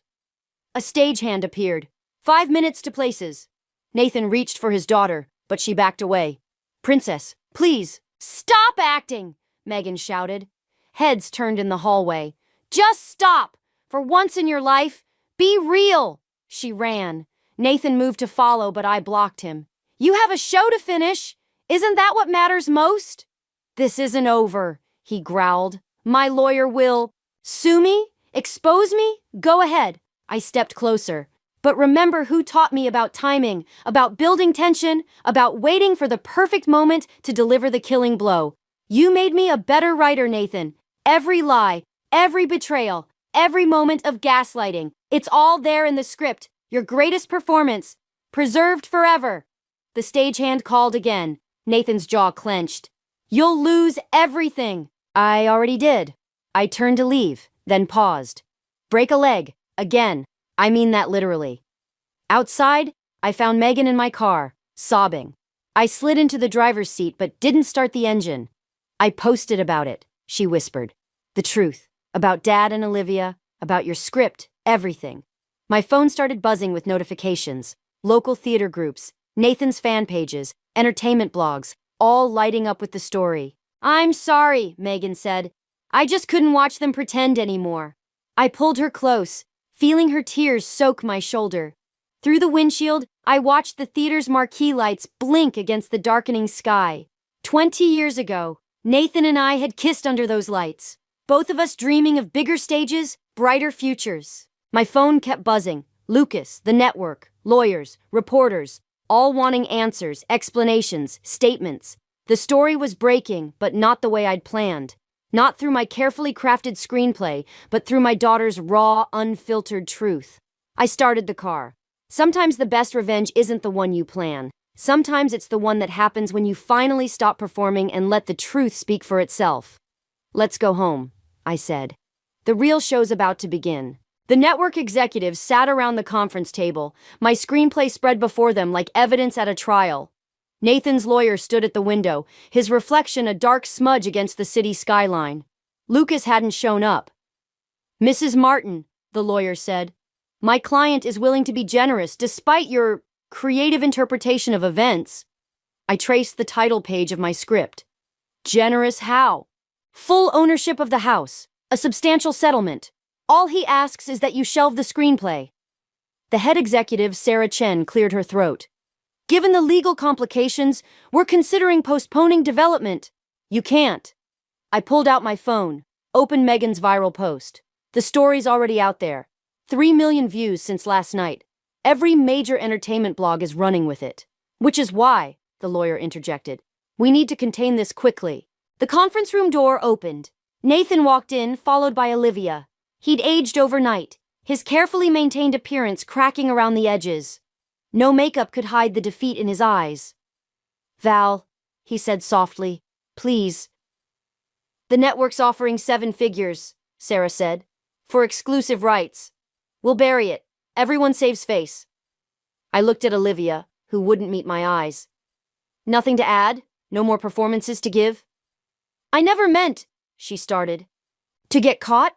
To become part of someone else's story instead of the star of your own?" I stood.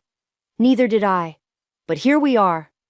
"Think about Megan," Nathan pleaded. "I am thinking about Megan. About what you taught her about truth, about authenticity, about—" The door opened again. Lucas entered, followed by Pauline Carter, my corporate boss. "Sorry we're late," Lucas said. "Had to pick up your biggest fan." Pauline strode to the table, her heels clicking like punctuation marks. "I just read the script, all of it, including the parts about the corporate wife who enables her husband's dreams while suppressing her own." She turned to Sarah. "If you don't produce this, we will." "You don't have the rights," Nathan's lawyer started. "Actually," Lucas pulled out a document. "We do. Valeria signed with my production company last night, and Pauline's media conglomerate just acquired us." Nathan slumped in his chair. "You planned this." "No," I smiled. "That's the beauty of it. Sometimes the truth creates its own momentum. Like your performance last night, the one you couldn't finish because the audience started reading Megan's post mid-show. Art imitating life, imitating art." "The settlement offer stands," his lawyer insisted. "Counteroffer." I opened my laptop, turned it toward them. "I just finished the final scene. Want to hear it?" Nobody spoke. I read anyway. Interior. Conference room. Day. A woman faces the people who tried to silence her story. She realizes that revenge isn't about destroying someone else's narrative. It's about finally telling your own. "That's it?" Olivia asked. That's it. No dramatic confrontations, no public humiliation, just the truth, finally spoken aloud. I closed the laptop. The rest is up to the audience. You'll regret this, Nathan said, but his voice lacked conviction. Maybe, but I regret the last 20 years more. I gathered my things. Pauline, Lucas, shall we discuss production schedules? As we left, Sarah called out, What about the network deal? I paused at the door. Submit a bid like everyone else. I hear there's quite a bidding war starting. Something about authenticity being very marketable these days. In the elevator, Pauline squeezed my arm. You know what impressed me most? That scene where the wife realizes her corporate job wasn't a compromise. It was preparation. Learning to navigate power plays, to recognize manipulation, to stand her ground. I had a good teacher. You had good material. Lucas grinned. Though I still think we should end with the theater scene. No! I watched the numbers descend. Let the audience write their own ending. That's what Nathan never understood. The best stories don't tell people what to think. They make them feel what's true. My phone buzzed. Megan. Dad's moving out. Can we order pizza and work on my college applications? I'm thinking of majoring in creative writing. I showed the message to Lucas and Pauline. They both nodded, understanding. Now that, I said, is what I call a satisfying third act. The elevator doors opened to a lobby full of reporters. Time for one final performance. This time, as myself. The premiere screening room hummed with anticipation. My screenplay, authentic performance, filled the screen while critics and industry executives whispered in the darkness. In the back row, Megan squeezed my hand as the final scene played out. On screen, the wife confronted her husband not with rage or accusations, but with silence. The kind that forces people to fill it with truth. Just like I'd done in real life. The lights came up. Applause erupted. But I watched Nathan's empty seat in the third row. He'd received an invitation but chosen not to come. His latest Instagram post showed him at a regional theater in Ohio, playing Willie Loman in Death of a Salesman. Fitting. Mom? Megan nodded toward the exit where Olivia stood, looking uncertain. Go ahead, I said to Lucas and Pauline. We'll meet you at the reception. Olivia approached as the room emptied. She'd lost the careful polish I remembered, looked younger somehow. More real. I didn't expect to be written so fairly, she said. The truth was dramatic enough without embellishment. Nathan called me yesterday, asked me to tell you he's sorry. Of course he did, I smiled. Still casting others in his scenes. He's different now, smaller somehow. That's what happens when you step out of the spotlight and into yourself. Megan stood. We should go. The critics will want interviews. Olivia touched my arm. For what it's worth, I'm sorry too. Not just for the affair, but for not seeing what he was doing to both of us, making us compete for supporting roles in his story. Keep that insight, I said. It'll make you a better actress. At the reception, champagne flowed while early reviews rolled in. Brutally honest. A masterclass in understated revenge. A meditation on authenticity in an age of performance. Lucas raised his glass. To your next screenplay? Actually, I pulled out my phone, showed him the email I'd received that morning. The theater department at Megan's future college wants me to teach a workshop about writing truth in fiction. Mom's going to help me adapt my college application essay into a one-act play, Megan added, about watching your heroes become human. Pauline joined us, brandishing her tablet. Social media's exploding. Nathan's trending, but not how he would have wanted. People are sharing their own stories of betrayal and redemption. That's the thing about truth, I said. It echoes. My phone buzzed. A text from Nathan. Watching it now. You made me better than I deserved. I showed Megan the message. She read it, then deleted it. Some performances don't need an encore. Later, walking home through city streets, I remembered that first text I'd found on Nathan's phone, the one that started everything. Can't wait to feel your hands on me again. Last night was magical. Love you. Such simple words, such devastating power, like the words I'd written in response. Scenes and dialogue that had transformed my pain into purpose. What are you thinking about? Megan asked. The difference between revenge and justice. And? Revenge is what we imagine will heal us. Justice is what actually does. She linked her arm through mine. Is that why you didn't destroy him completely? You could have made him the villain. The best stories don't have villains, I said. Just people failing to be their best selves, sometimes spectacularly. We reached our front door. Through the window, I could see my laptop on the coffee table, waiting. Another screenplay taking shape in my mind, this one about mothers and daughters and the stories we inherit. Ready to work on that one act? I asked. Megan grinned. Only if you promise to be honest about how you really felt. No performing. Deal. I opened the door to our house, our future, our truth. Though sometimes the most authentic thing we can do is admit we're still rehearsing. The night air carried the faint sound of applause from the reception. But I was already thinking about tomorrow's scenes, tomorrow's words, tomorrow's truths. Some stories end with revenge, others with redemption. The best ones end with possibility. The next act waiting in the wings, raw and real and ready to begin.